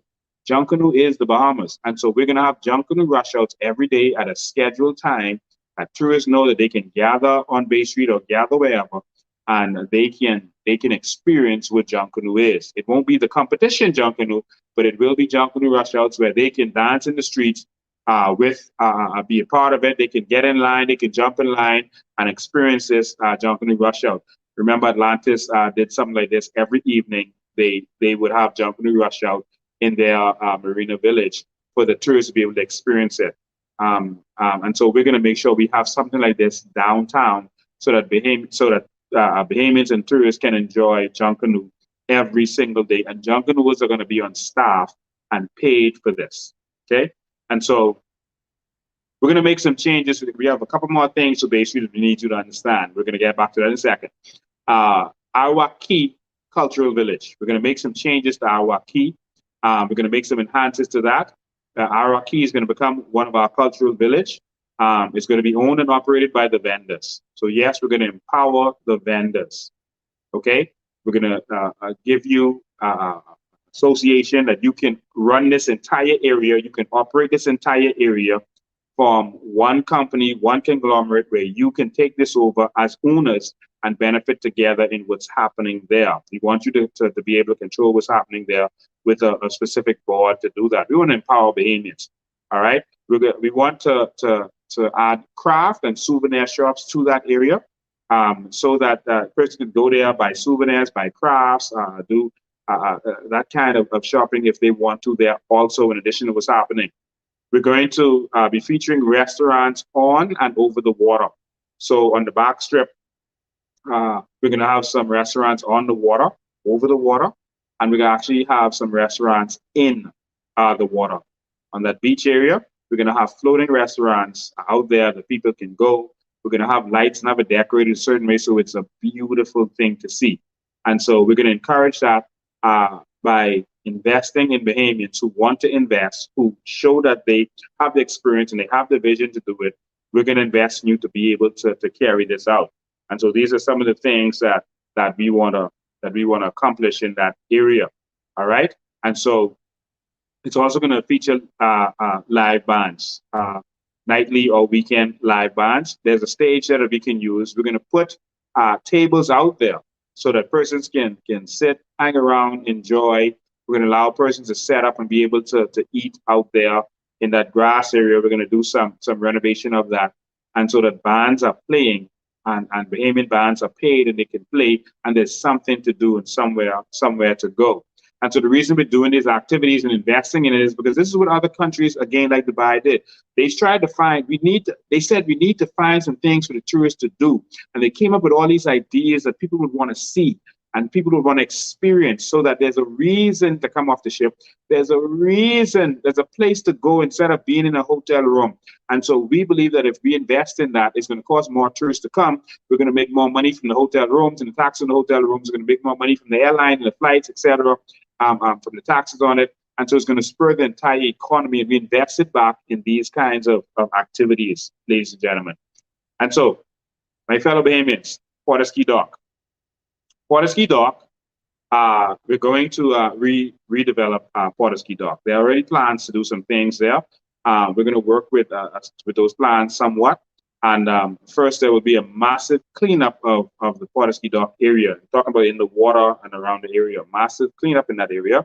And then there will be a redevelopment initiative for the stall owners so that they can own two-story restaurants that are over the water again. So they're going to have over-water restaurants there, some floating restaurants, and some two-story over-the-water restaurants. It's going to be developed that they can take part in and give people our culture, give you our culture. You can go there and hang out for something new and something different. All right. All restaurants will have running water and electricity. All. You don't understand why they don't have that right now. It's been years, but we just need good governance. That's all we need. All right. So next, Bay Street Boardwalk. All right. So Bay Street is going to be transformed. So back to Bay Street. There's going to be a boardwalk. There's going to be a cobblestone boardwalk, like the one you're seeing now, a cobblestone boardwalk. All right, and it's going to run all the way from the Kelly Dock area, from the back of like East Street, East and Bay Street, in the back of Kelly Dock is going to run from there all the way to Porterski Dock, And so there have been some talks about plans to do some things like that. We are going to get it done. All right. So it's going to be a cobblestone boardwalk that's in that area. That's going to run all the way down there in the back so that there's some extra entertainment. All right. There's going to be marinas that are going to be run parallel to it because we're going to transform the boating industry. But we're going to give you information about the boating industry when we talk about our maritime vision for maritime. So these are the sketches that we've drawn. There's going to be the boardwalk is going to run all the way down. There's going to be shopping. There's going to be cultural stuff. There's going to be some other things that take place. Okay. And so, as you can see, there's going to be marinas. We've already started sketching some things out, drawing some things out, measuring some things, identifying location at the Bay Street marinas. So you go to the next picture and then let them see that. So these are the kinds of things that we're going to do. All right. So we want to, so you're looking at the Bay Street Marina now. All right. So we also want to transform Bay Street into a nightlife, and we want to have more restaurants on Bay Street. We want Bay Street to be able to compete with South Beach, where people just want to come to be there. South Beach is just a strip of restaurants. Yeah, there are hotels, but it's a strip of restaurants. So people just come and hang out, and they just come to be there. What makes it so good is because of how many restaurants is there. If there was one restaurant on South Beach, it wouldn't attract much people. The fact that there are many restaurants to choose from is what makes it a bustling area. And so we're talking about restaurants on Bay Street and other nightlife. Grants will be given for restaurants and nightlife on Bay Street. So there needs to be nightlife on Bay Street. proper, wholesome, whether it's nightclubs, whether it's native shows, it's going to be on Bay Street. Um, Real property tax concessions will be given to landlords who rent to restaurants and nightlife businesses. So we're going to give you an incentive to rent to these people. There's some landlords on Bay Street who owe taxes. We're going to give you some real property tax incentives to make sure that you're renting to a restaurant or some kind of nightlife. So it isn't just the Indian jewelry stores that are taking over Bay Street. And so this Bay Street becomes boring because there's one kind of thing there. We're going to give incentives, tax incentives, many different tax incentives to make sure that we transform Bay Street. We'll encourage restaurant tables on sidewalks on Bay Street. So the same way it is in France, and Italy, where they have tables on outside, where you can experience the street and outside. The same way it is in South Beach, where there are tables outside. You can sit inside if you want to, but there are tables outside. And the same way in Hollywood, Florida, and other places, you're going to now be able to do that. And so we're going to encourage that, the tables on the outside. So Nassau becomes more of a place that you can experience downtown. All right. We are going to encourage street entertainers. All right. We're going to encourage street entertainers. So we will encourage talented street entertainers to work for tips day and night, as is done on Times Square. So we're going to encourage them to be there, just like they're encouraged to be there on Times Square. When you go there, that's what makes Times Square so amazing. When you go there and you see the guys, doing their flips and doing their entertainment, and everyone is gathered around and clapping for them. And there's different people dressed like the Statue of Liberty, and they're like mimes that are standing still. A lot of things happen. There are people who are drummers. They drum with buckets and all that kind of stuff. They are outside, and there's stuff to do on Times Square. Outside of that, Times Square would just be looking at some pretty looking electronic billboards, but they do other things to make it more attractive. And that's why it's one of the world's busiest tourist centers. People just come there to say that they were there. People are now going to come to Nassau, to the new Nassau, this new theme city, just to say they were there. They were able to hang out in that street and see all of the things that are going on. So we're going to encourage singers to be on the street. Come and work for tips. Dancers, come and do your dances, your break dances, your special dances, your acrobatics, limbo and fire dancers, glass eaters, mimes. Whatever talent you have, we're going to encourage you to come on that street and bring Bay Street to life. We're talking about the main area of Bay Street. All right, the main area of Bay Street. So next, there's going to be Junkanoo on Bay Street. So we mentioned this before. But we'll get into more details. But there's going to be Junkanoo on Bay Street. There's going to be Junkanoo rush outs every day on Bay Street.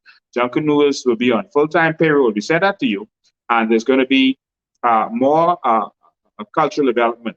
All right, so I'm going to tell you how all of this can work on Bay Street in a second. And I'm going to shift to talk about the cultural development on Bay Street.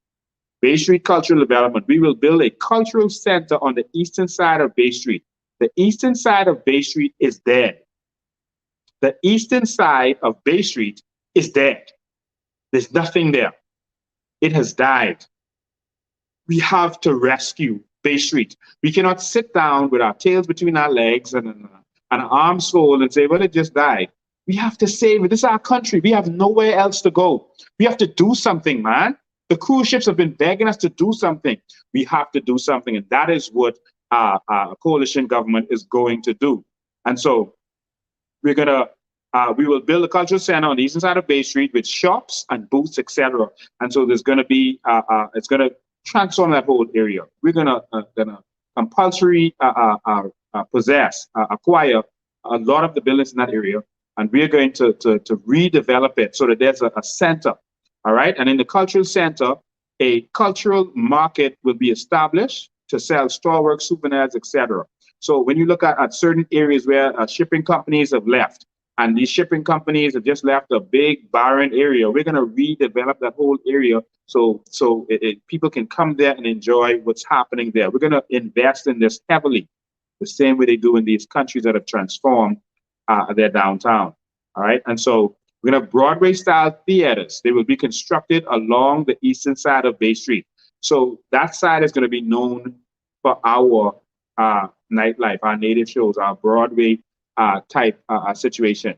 And so we are going to have Bahamians who are trained, our actors, our dancers, our singers. There's going to be theme shows. There's going to be written shows. We have a lot of people. I saw there's an amazing lady called Michelle Butler who did a show with holograms, etc. It looks like a Times Square show. I think something about Jonathan. And there was another show with the mermaid that she did at a church on Carmichael Road, and it was amazing to see what happened. This is a Bahamian who studied that. And so we're going to take Bahamians like her, Bahamians like Lynn Therese Davis, other talented Bahamians who can put on these shows, and we're going to give them the investment. We're gonna give them the facility to be able to do this every night for our tourists when they come here on the ships or when they come here on the plane, somewhere for them to go to experience a major show. And so that is what we're going to do on that eastern side. And there's going to be more than one show. What makes Broadway amazing is not because there's one show. There's many shows that are going on. And so that is what we're going to encourage, that you have a reason to fly to the Bahamas to experience these shows. And this is what we're going to do. All right. And so they're going to have these shows every evening. We are also going to build a state-of-the-art amphitheater on the harbor. All right. So just like you sail into Sydney in Australia, where I've been, and you can see the Sydney Opera House. Well, we're going to have our very own that as they're sailing into the harbor, they're able to and if we can put the picture up, if they're going to be able to experience our very own amphitheater where we can have events, and we're going to have a major show that happens on a nightly basis. We have events where our Bahamian acts can be displayed.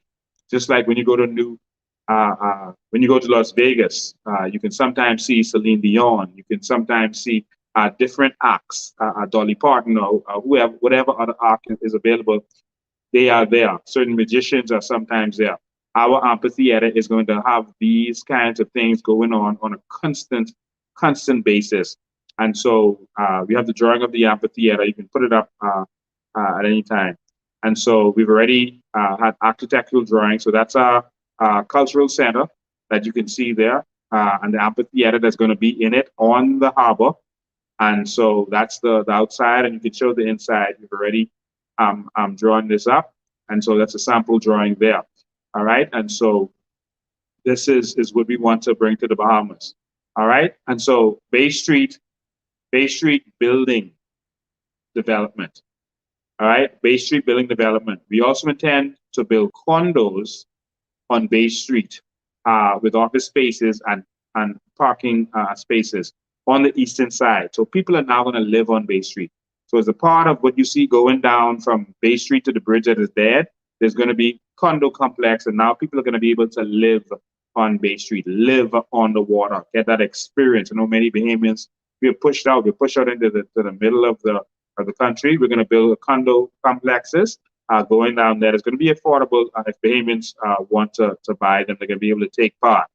Bay Street development. So this is what I wanted to get to make sure you understand this. Bay Street will be redesigned into a tourist hub. Bay Street will be redesigned into a tourist hub. We will build a boardwalk marina from Bay Street and that's in the area of Kelly Dock. I've said that. The street will be repaved into cobblestone. Bay Street itself, the tar road is going to be changed to cobblestone, all right, in the middle of Bay Street. And so Bay Street will be turned into cobblestone from the from George Street up to Parliament Street. From George Street to Parliament Street is going to be transformed to beautiful cobblestone, beautiful historic looking cobblestone. Guess what else? We're going to have a Bahamian Walk of Fame is going to be established.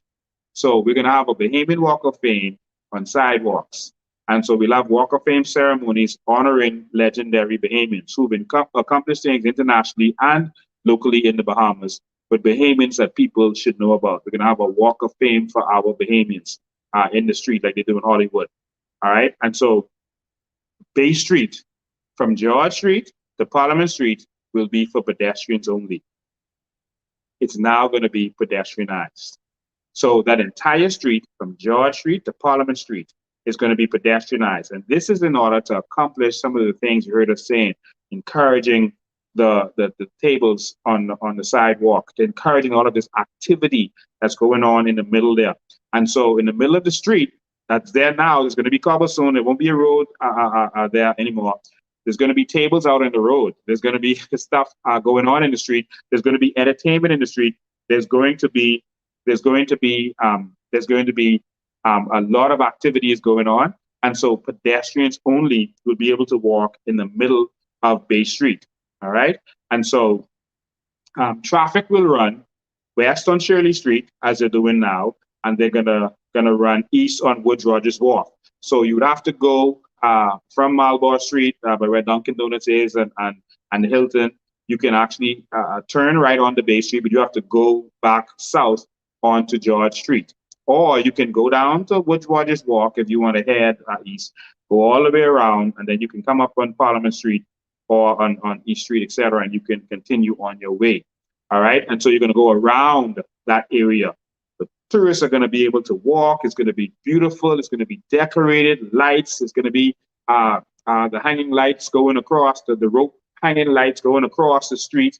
It's going to be beautiful. Tables are going to be sometimes set outside in the middle of the street. There's going to be junkanoo going on in the middle of that street. We're going to make that a beautiful area. We're going to transform Bay Street. So now the tourists, there would be no reason for them to stay on that ship. The tourists would want to stay overnight now because we're going to encourage nightlife. We're going to encourage you to be open all hours of the night.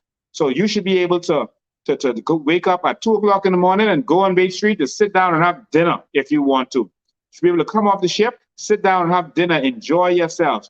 And when you go on Times Square, 2 o'clock in the morning, it is just like it's 2 o'clock in the day on Times Square if you've ever been there, because there's so much to do. There's shopping that's going to be allowed there, but we're going to mix the restaurants with the nightlife and everything else.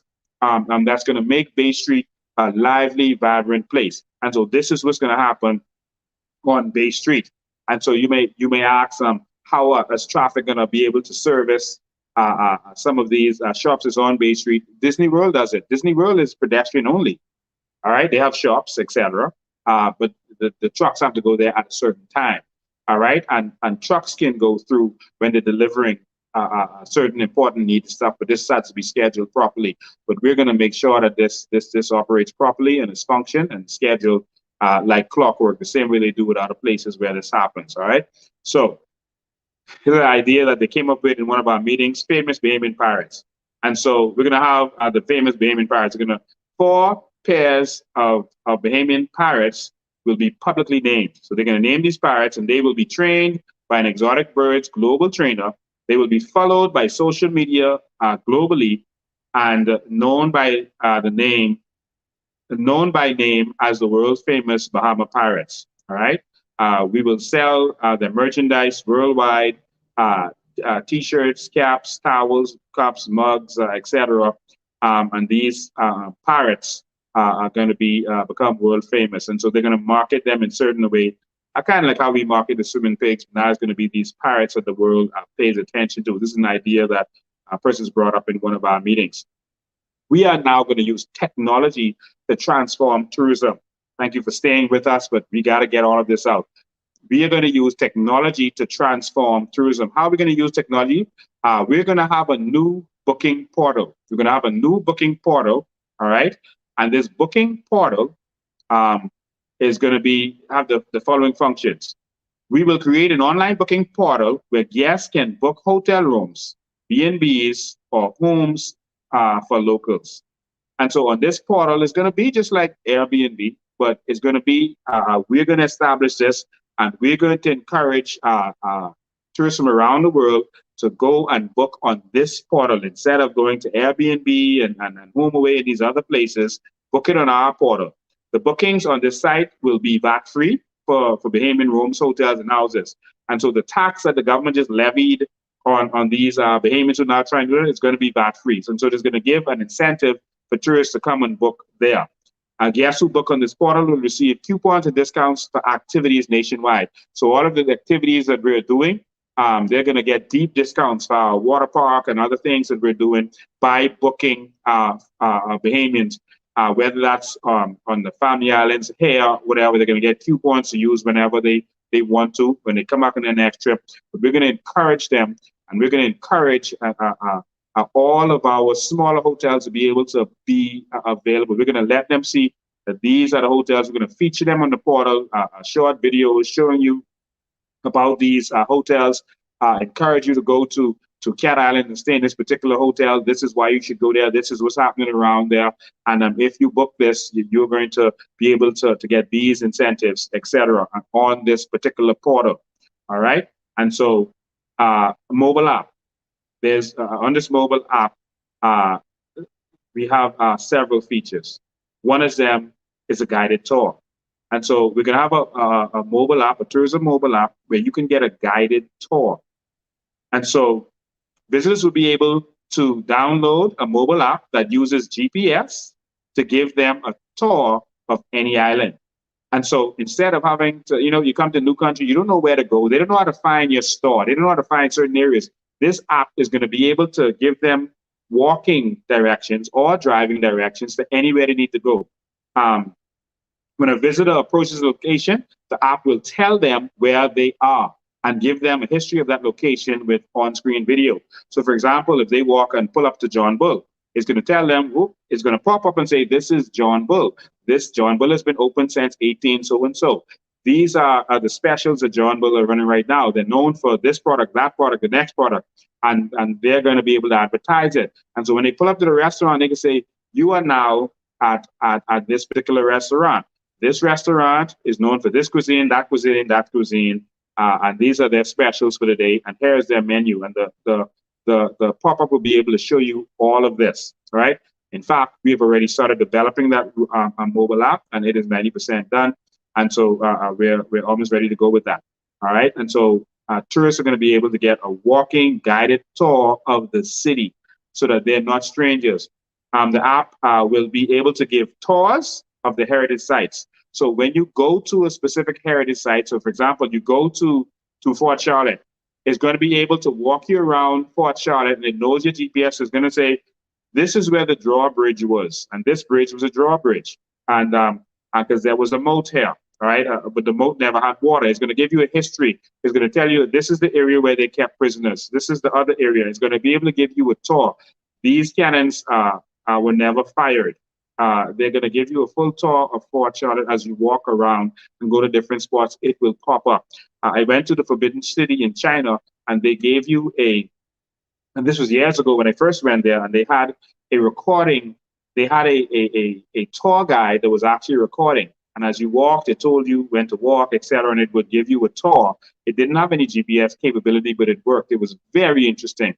But now we have GPS capability, so it will know where you are in the fort, and it will be able to give you a proper tour. And we think that this is going to be phenomenal.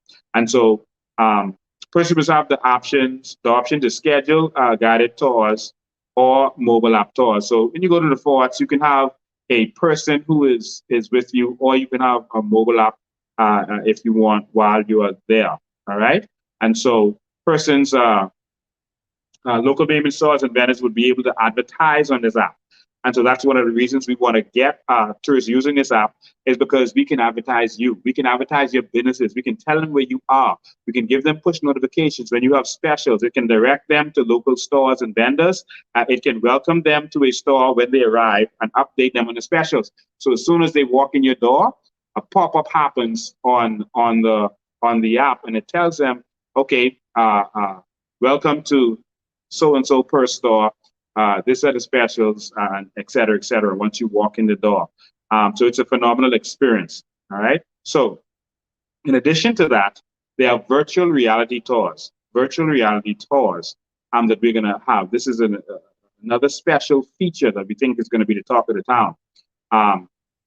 Tourists at Fort Charlotte can use a virtual reality helmet at the site that will show them the site as it was back in time. So while you are standing on the site, you put on your virtual reality goggles, and you're going to be able to look around and see people working and working and living in the fort. You're going to see them walking around. As you turn around in a 3D way, you're going to be able to walk around and see it like you were there at the time, although you're standing. And as you walk around the fort, you're going to see all of this activity going around. You're going to see them getting ready for battle because there's some threat out there at the ocean. You're going to see the men start to go around the cannons, etc. And you're going to be able to witness this with these virtual reality goggles as you go. We think this is going to be an exciting feature and something exciting to add to add, and that people are going to want to experience this.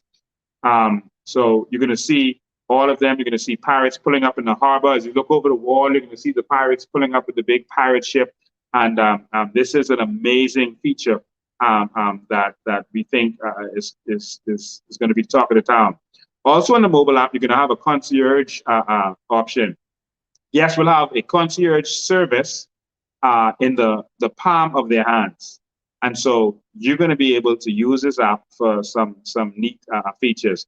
They will be able to reserve restaurant tables anywhere in the country with all participating restaurants. And I think every restaurant is going to want to participate in their tourism app.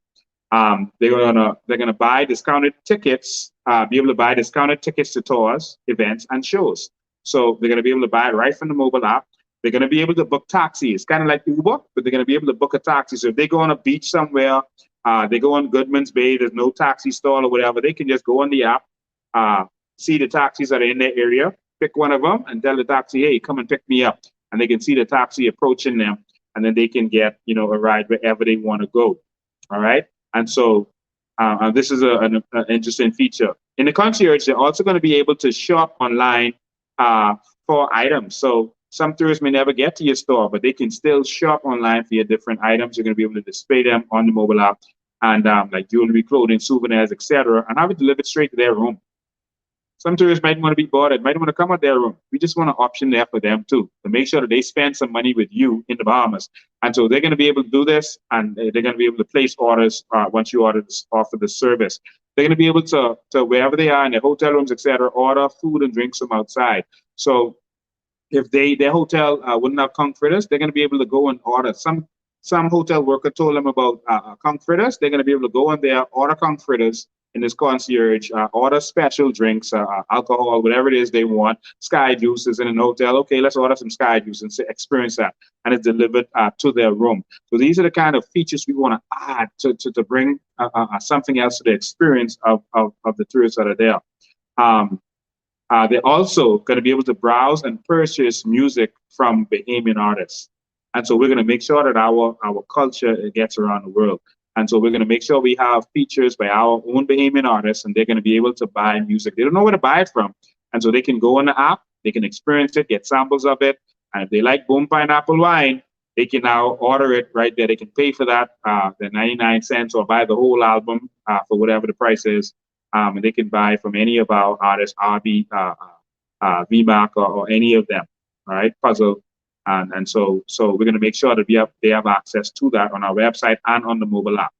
All right. And finally, we're going to talk about advertising. Advertising all of this that we've been talking about. Advertising the new tourism in the new Bahamas. All right. And so advertising. So we will heavily advertise our new features. All of this new stuff that we're talking about. All of this new Bahamas, this transformation to Nassau, the Family Islands. And everything that we're going to be doing, we're going to invest in the Family Islands. Grants will be given for persons who want to develop the Family Islands. All right. And so we're going to heavily advertise these new features, activities, and resorts using well-known celebrities. So we're going to do serious advertisement. Companies do it. Coca-Cola does it. That's why they're the #1 drink. And so we're going to advertise, and we're going to use well-known celebrities to do it. We're going to have crafty, memorable, original ads with celebrities to be able to display the Bahamas in a different way. So we're going to focus on ads during the height of winter, showing beautiful summer fun and luxury. So can you imagine you're in Colorado in the middle of winter, snow everywhere, and you see this digital board, or you're in New York and all the snow everywhere, and you see this digital board with the Bahamas and this beautiful sun, and there's amazing islandy-like new resort with these new villas under and over water.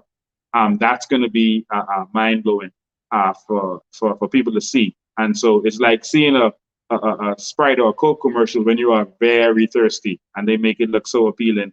You want to get a Coke or a Sprite. And so we're going to make sure we have ads that focus on that. We will produce creative ads that will get the whole world talking. All right. We're going to spend a lot of money on ads for our country. The growing Asia market, as we said, Asia has an exponentially growing number of millionaires. Many Asians have never heard of the Bahamas. I've experienced this. They've never heard of the Bahamas. They don't think of Bahamas. Advertising is is a competition for the mind of the customer. And so we want the customer's mind to be on us. When they think about vacation, we want them to think about the Bahamas. We don't want them to think about Hawaii. We want them to think about the Bahamas. We don't want them to think about Thailand. We want them to think about the Bahamas. And so this is how we're going to do. We're going to advertise to this new Asian market in order to get our numbers up. We will heavily advertise to the Asian market via TV, social media, and digital boards. And so social media is huge in China and in other Asian companies. So we're going to use WeChat and these other platforms because they don't have certain social media there. The Facebook and Google, etc., is banned in some of these countries. And so we're going to use their platforms to advertise on so that they start to know about us, know about the Bahamas. We're going to work with their governments, whether it's India, China, wherever it is, these millionaires in Singapore, to get them to come to our country. We're going to have ads on their TV stations, not just on CNN, on headline news. We're going to have ads on their TV stations and their digital boards. And in northern China, northern India, they see snow. And so we're going to tell them, you don't have to be in the snow. You could come to the Bahamas and stay on this beach. And so we're going to make it very appealing. Okay. Lastly, we're going to have Bahamian musical world tours. Bahamian musical world tours. And so when I say musical, I'm talking about plays. Our artists will tour cities worldwide. This comes on advertisement, worldwide, year-round, displaying Bahamian talent and the beauty of the Bahamas and our culture. We will develop a buzzworthy musical stage play that will include Bahamian actors, singers, musicians, drummers, fire dancers, limbo dancers. The show will feature a spellbinding Bahamian story that is relatable to international audiences. And so I was a part of one show that we experimented on, Bahamians experimented on, the Ministry of Tourism. They actually held one at the Apollo Theater in Harlem. And a lot of Bahamian talent came together. My group that I sang with was one of them. Other singers, entertainers, Bahamians were there, and there was a storyline.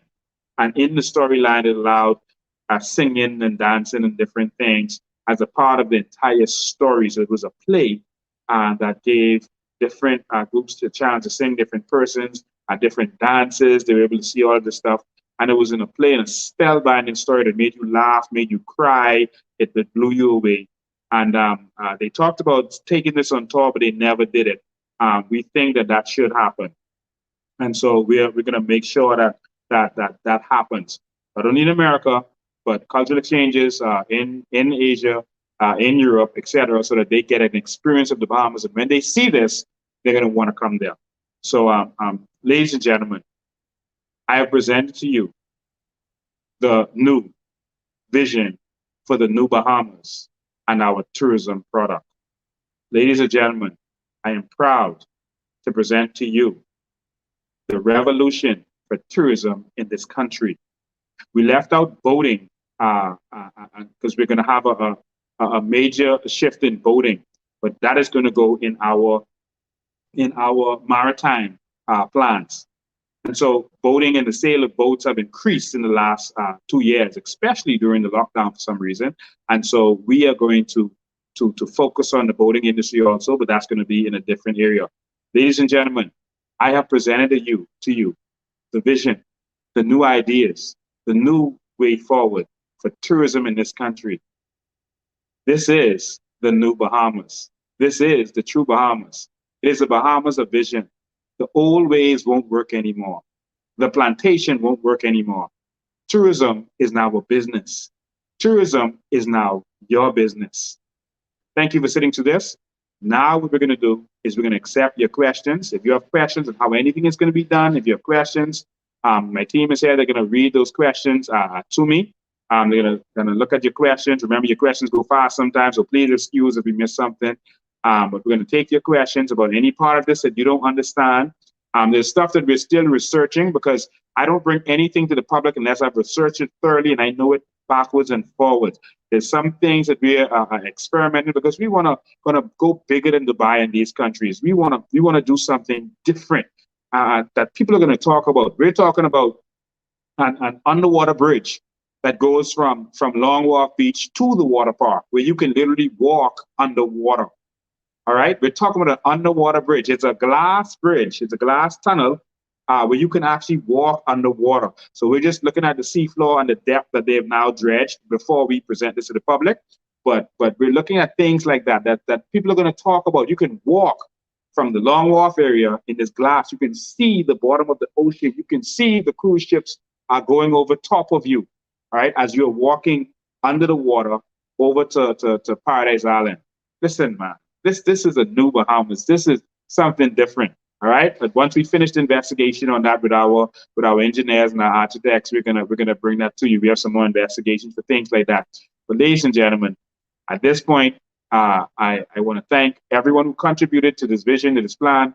I want to thank our shadow ministers who are now dealing with COVID, Rashay Sands and Yvette Prince. I want to thank you for your contributions and for everything that you've contributed to this. And I'm looking forward to presenting both of you to the Bahamian public as soon as you are feeling better, and we wish for you to get well soon. Ladies and gentlemen, at this time, we will take your questions. Where is the money coming from? Maybe you just tuned in late. Someone asked, where is the money coming from? We said where the money is coming from at the beginning of this presentation. And so the money is coming from a couple areas that we explained earlier. And so you can go back and watch it again. But for those who tuned in late that didn't understand where the money is coming from to do this, we just want to say that the money is coming from a couple of places. And so we're forming a corporation as an umbrella corporation like Dubai did when they formed Nakil, which was what they did to invest in tourism. And so the difference with the tourism in Dubai, why they make so much money from their tourism, is because they own it. We don't own our tourism. And so this is the difference. We don't own our tourism. So it doesn't matter how many tourists come here. We just get jobs and we just get the drips from the tourism. But they own their tourism product. And this is what we want to do. All right. And so this is how we're going to do it. All right. And so we're going to do this in a couple of ways. And they have it on the screen for you right now. The loans, we're going to do it by guarantee. We're going to form a tourism corporation. And this tourism corporation is going to be under the original Sovereign Wealth Fund Corporation. And there's going to be guaranteed loans that's going to be guaranteed by discounted purchase orders of our natural resources.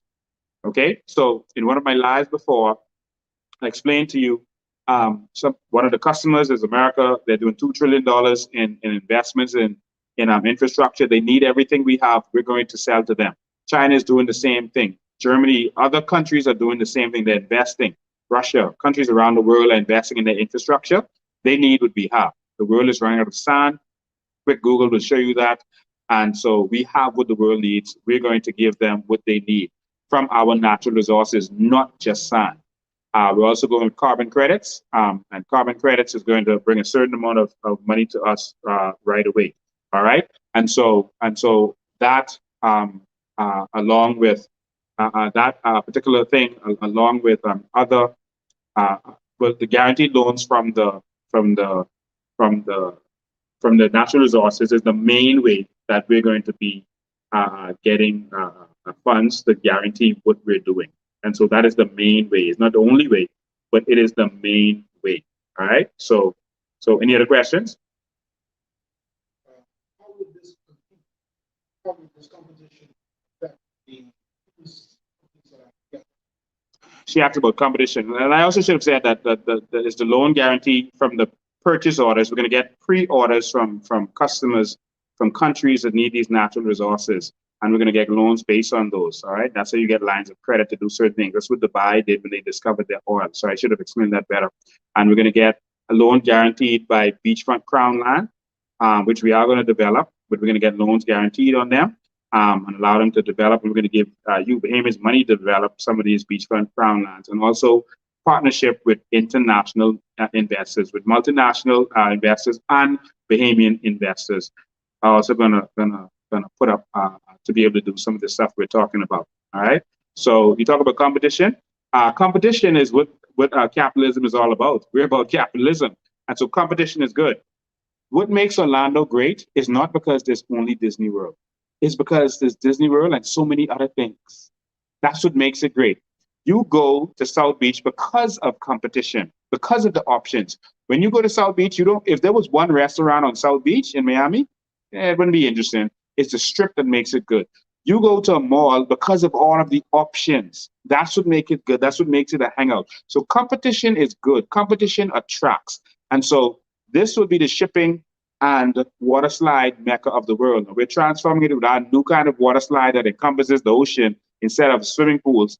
But the competition is good. And so we're looking to dominate. Yes, we will be competition for them, but we're looking to dominate. And so that's what we're here to do. We want you to benefit from your tourism product. And so we're going to build ships. We're gonna buy ships that you as a Bahamian can invest in. There's several ways we're looking to give every Bahamian shares in this, and the Bahamian is going to be allowed to also buy into this. All right. But competition, yes, we're looking to compete with them as much as possible. And so there's never too much water parks or never too much parks in Orlando. So the more you have, the better it is. What about Freeport? In terms of tourism with Freeport, as we said, we're going to bring ships there. We are going to invest there, but we're going to let Bahamians invest. Remember, a lot of this is not for the government to do. A lot of this is for you to do. We're going to give you the funds to be able to do what you're supposed to do.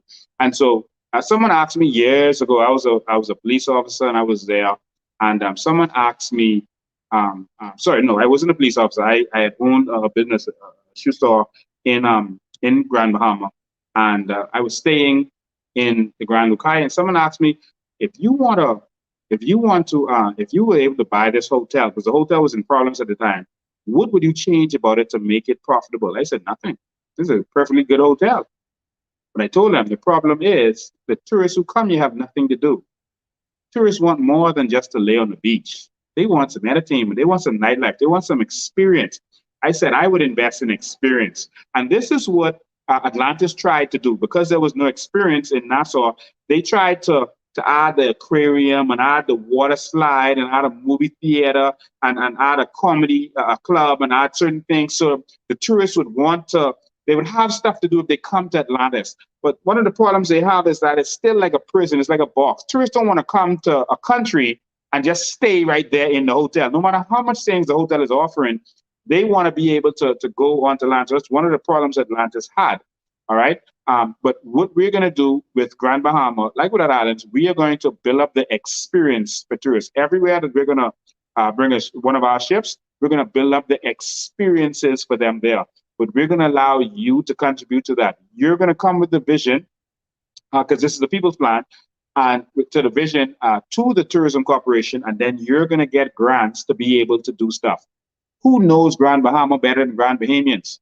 So now Grand Bahamians are going to come to us and say, listen, this is what we need in Grand Bahama. Not some politician from Nassau telling you what needs to happen in Grand Bahama. You're going to be able to contribute by presenting your plan and saying, this is what we need. This is what I want to do for the tourists to have something to do.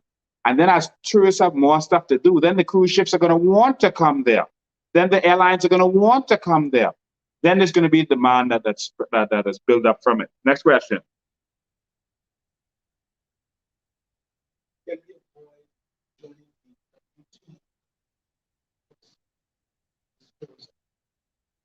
Tourism is mostly service. It doesn't have much to do with a trade or etc. There is a trade element, a service element in trade, but we don't have to join the WTO in order to do anything that we're doing. We're already trading with the world. We're already selling our fish, our crawfish, etc. around the world.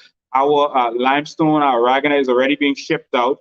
What WTO gives us is a place to be able to challenge bigger countries when there's a dispute. Right now, that's to go to the courts, and sometimes that could be problematic, especially if you're dealing with a bigger, powerful, more powerful countries.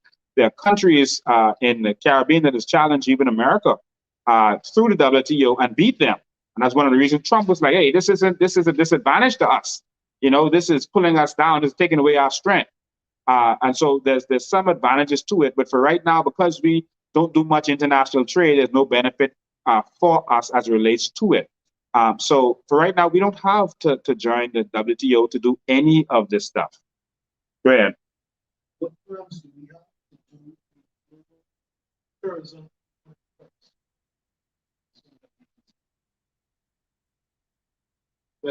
They said, I don't know if you could hear the person who's reading the question, but what plans we have to build a global iconic tourism first?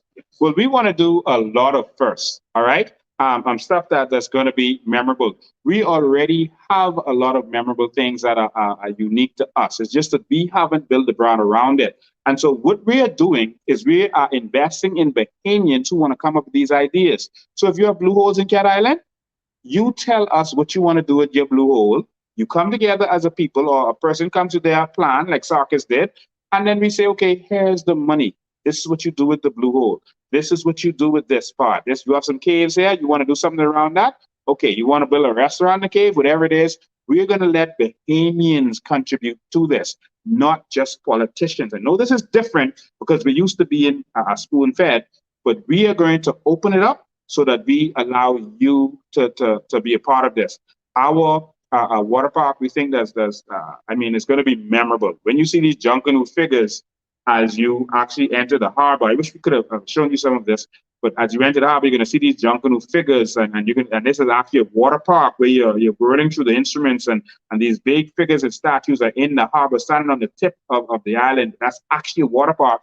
That's going to be iconic. That's going to be like the Jesus statue in Rio de Janeiro. That's going to be like the Statue of Liberty. This is going to be iconic, something that the world is going to talk about. If we're able to do that underwater bridge, all right, that's going to be something that's amazing, all right? Our cruise experience is going to be something that is mind-blowing and amazing, taking the Bahamas around the world. But again, we want Bahamians to be able to contribute, not to be spoon-fed or see, our tourism has been by foreigners who came with ideas, not money. Then they got the money from our bank accounts, like Sarkis. He got $250 million from Scotiabank. That was Mania money. And he was able to buy the hotel. And then later, our prime minister fought to find him the money to finish developing it. All right? This is what we want to change. Saul Kirchner came here, and he got money from 5 of our banks. That was my money and your money. And so this is what we want to change. We want to empower Bahamians. If we can do that for foreigners, man, we have Bahamians who have been executives, vice presidents, hold good positions, Bahamians with great ideas. We want to empower you. Next. Will the removal of expats in managerial tourism be a priority? Say it one more time.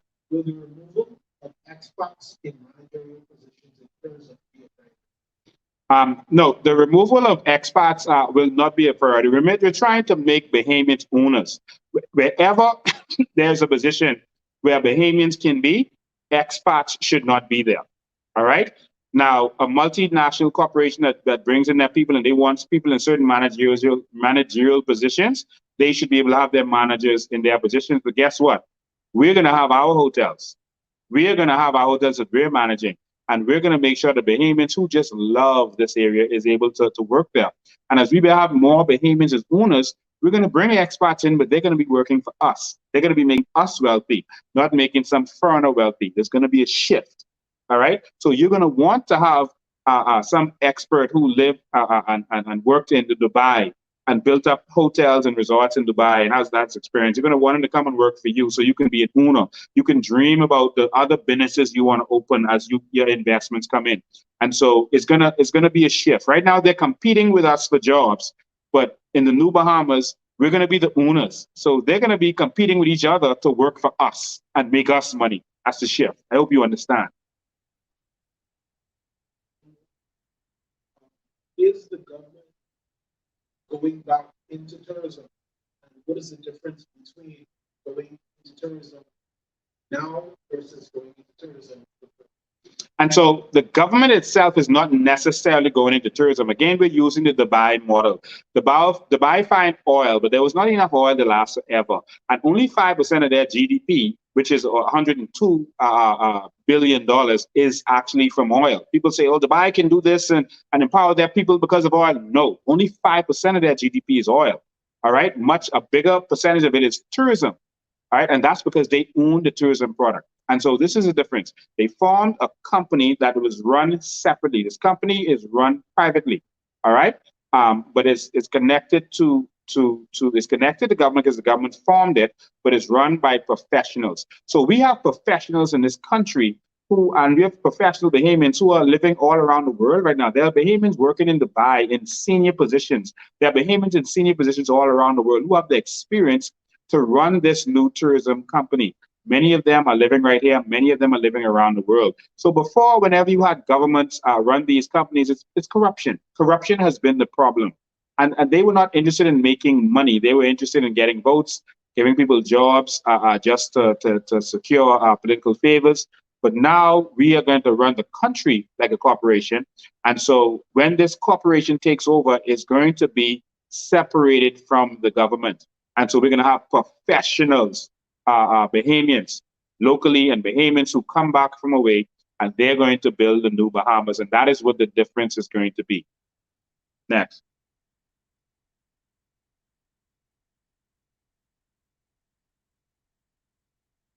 Will cryptocurrency be used as one of payment options integrated into this product? Yes, cryptocurrency will be accepted. Cryptocurrency will be accepted.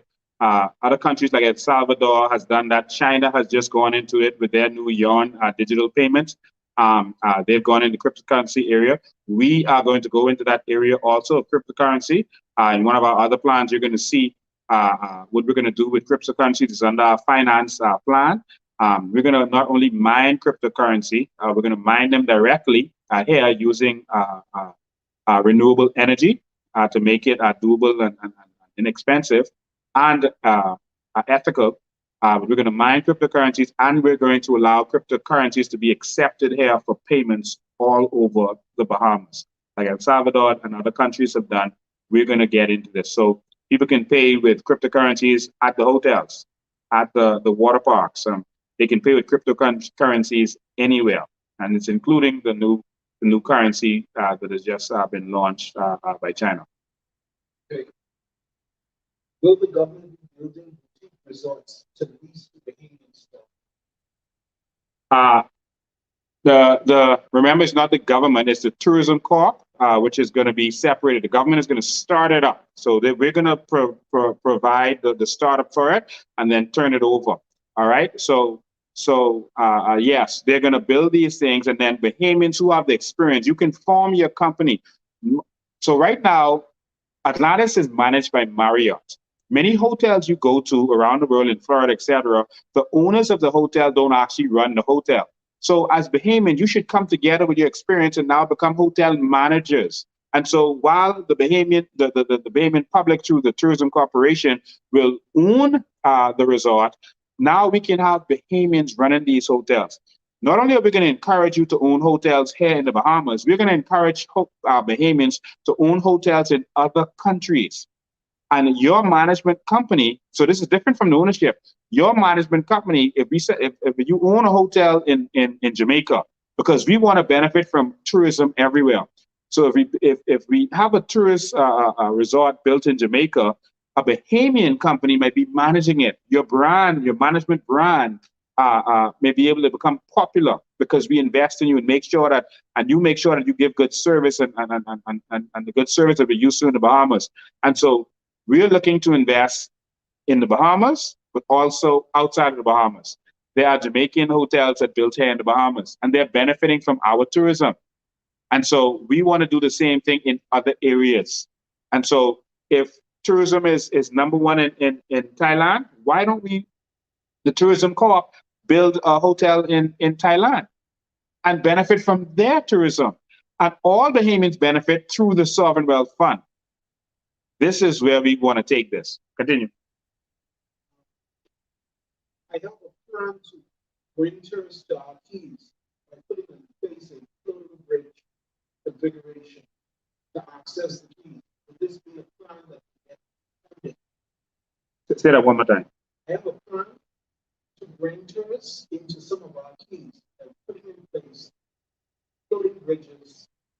that would allow the guests to get to the keys. Would this be a plan that can get funding? That is a beautiful plan. It can get funding once you show us the business case for it, to show us how you're going to make money back from this, because the money has to go into the sovereign wealth fund so all Bahamians can make money. So once you can show us how Bahamians are going to benefit from this, and you can show us the business case, yes, that is the kind of original plans that we want and that we need.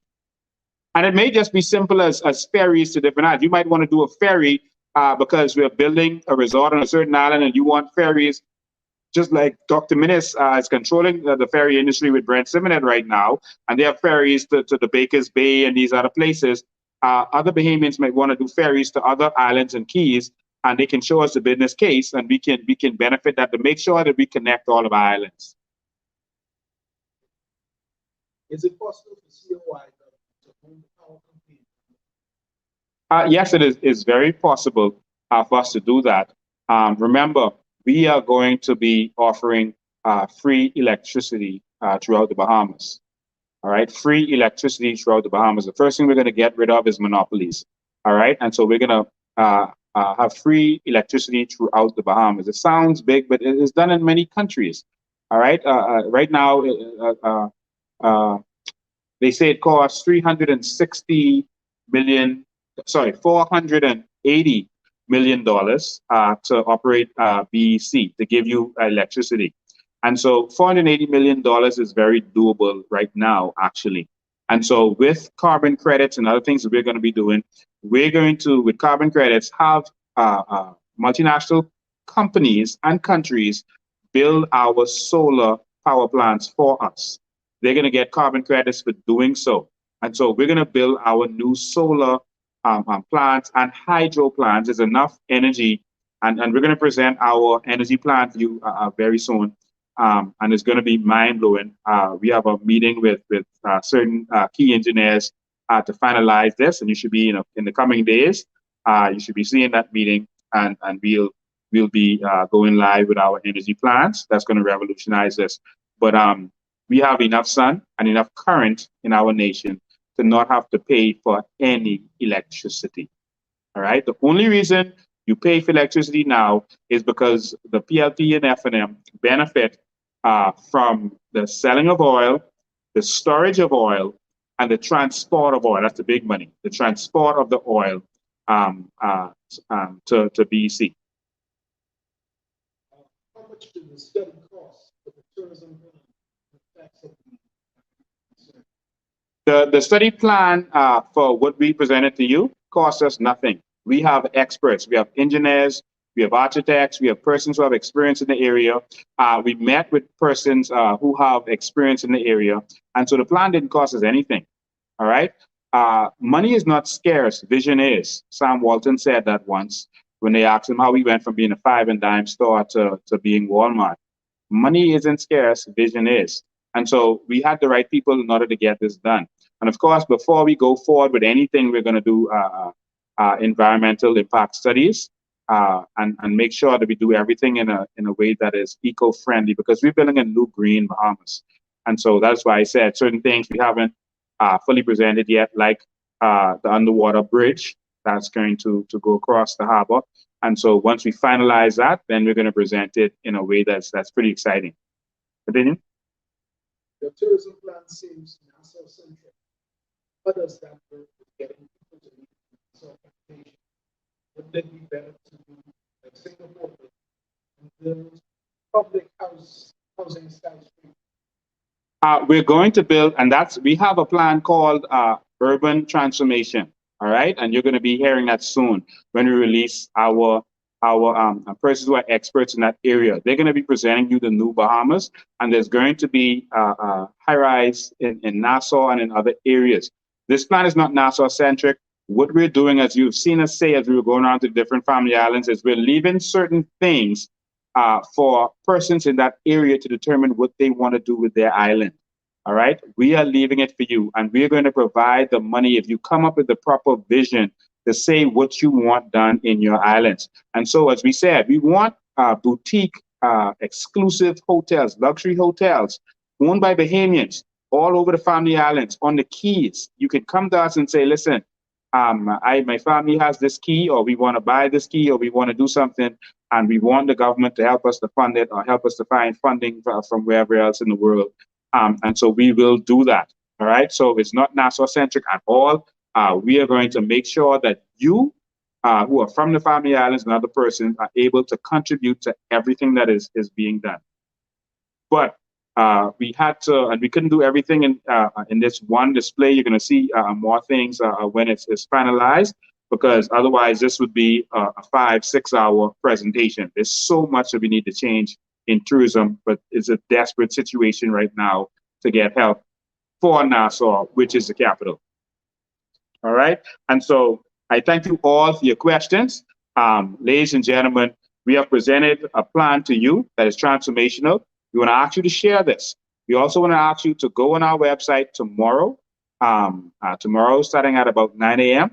And you can watch this video again. You can contribute to what your ideas are, what you want to see, and we can make that happen. We can add it to our plan. Okay. There's some other areas that are involved in other plans that we're going to bring forward. Like I said, maritime, we're going to see a lot in terms of boating and other things. Fishing, we didn't talk about the fishing, the sports fishing industry, because that's going to be under maritime. So there's a lot of stuff that you haven't seen, and some of that stuff is for the Family Islands also, that you're going to see in other areas. All right. So we just had to do this down. All right. Some of Lincoln, please get yourself some bodyguard, some FBI as bodyguards, because this party is hot. All right. Thank you so much, ladies and gentlemen. We have presented to you the new Bahamas. We're going to put videos so that you can see. It's going to blow your mind. We're going to put videos so that you can see the things we were talking about, like the underwater villas and stuff. We wish we could have shown it to you in this presentation. We'll find out what happened after we finish. But we had other videos to present to you, the Dead Sea and Cat Island. We're going to put all of them on the same page on the website. So when you click on tourism, you're going to see this video, you're going to see the other videos, and you're going to see where you can contribute. Thank you so much, Bahamas. We're ready for something different. We're ready for something new. The old weapons aren't going to work anymore. We need new vision. We need new vision. It's the 21st century. It's time for us to compete. I believe that we can be number one in tourism. And even though we're number one in tourism, tourism will not be our number one industry. Ladies and gentlemen, thank you for tuning in. See you next time.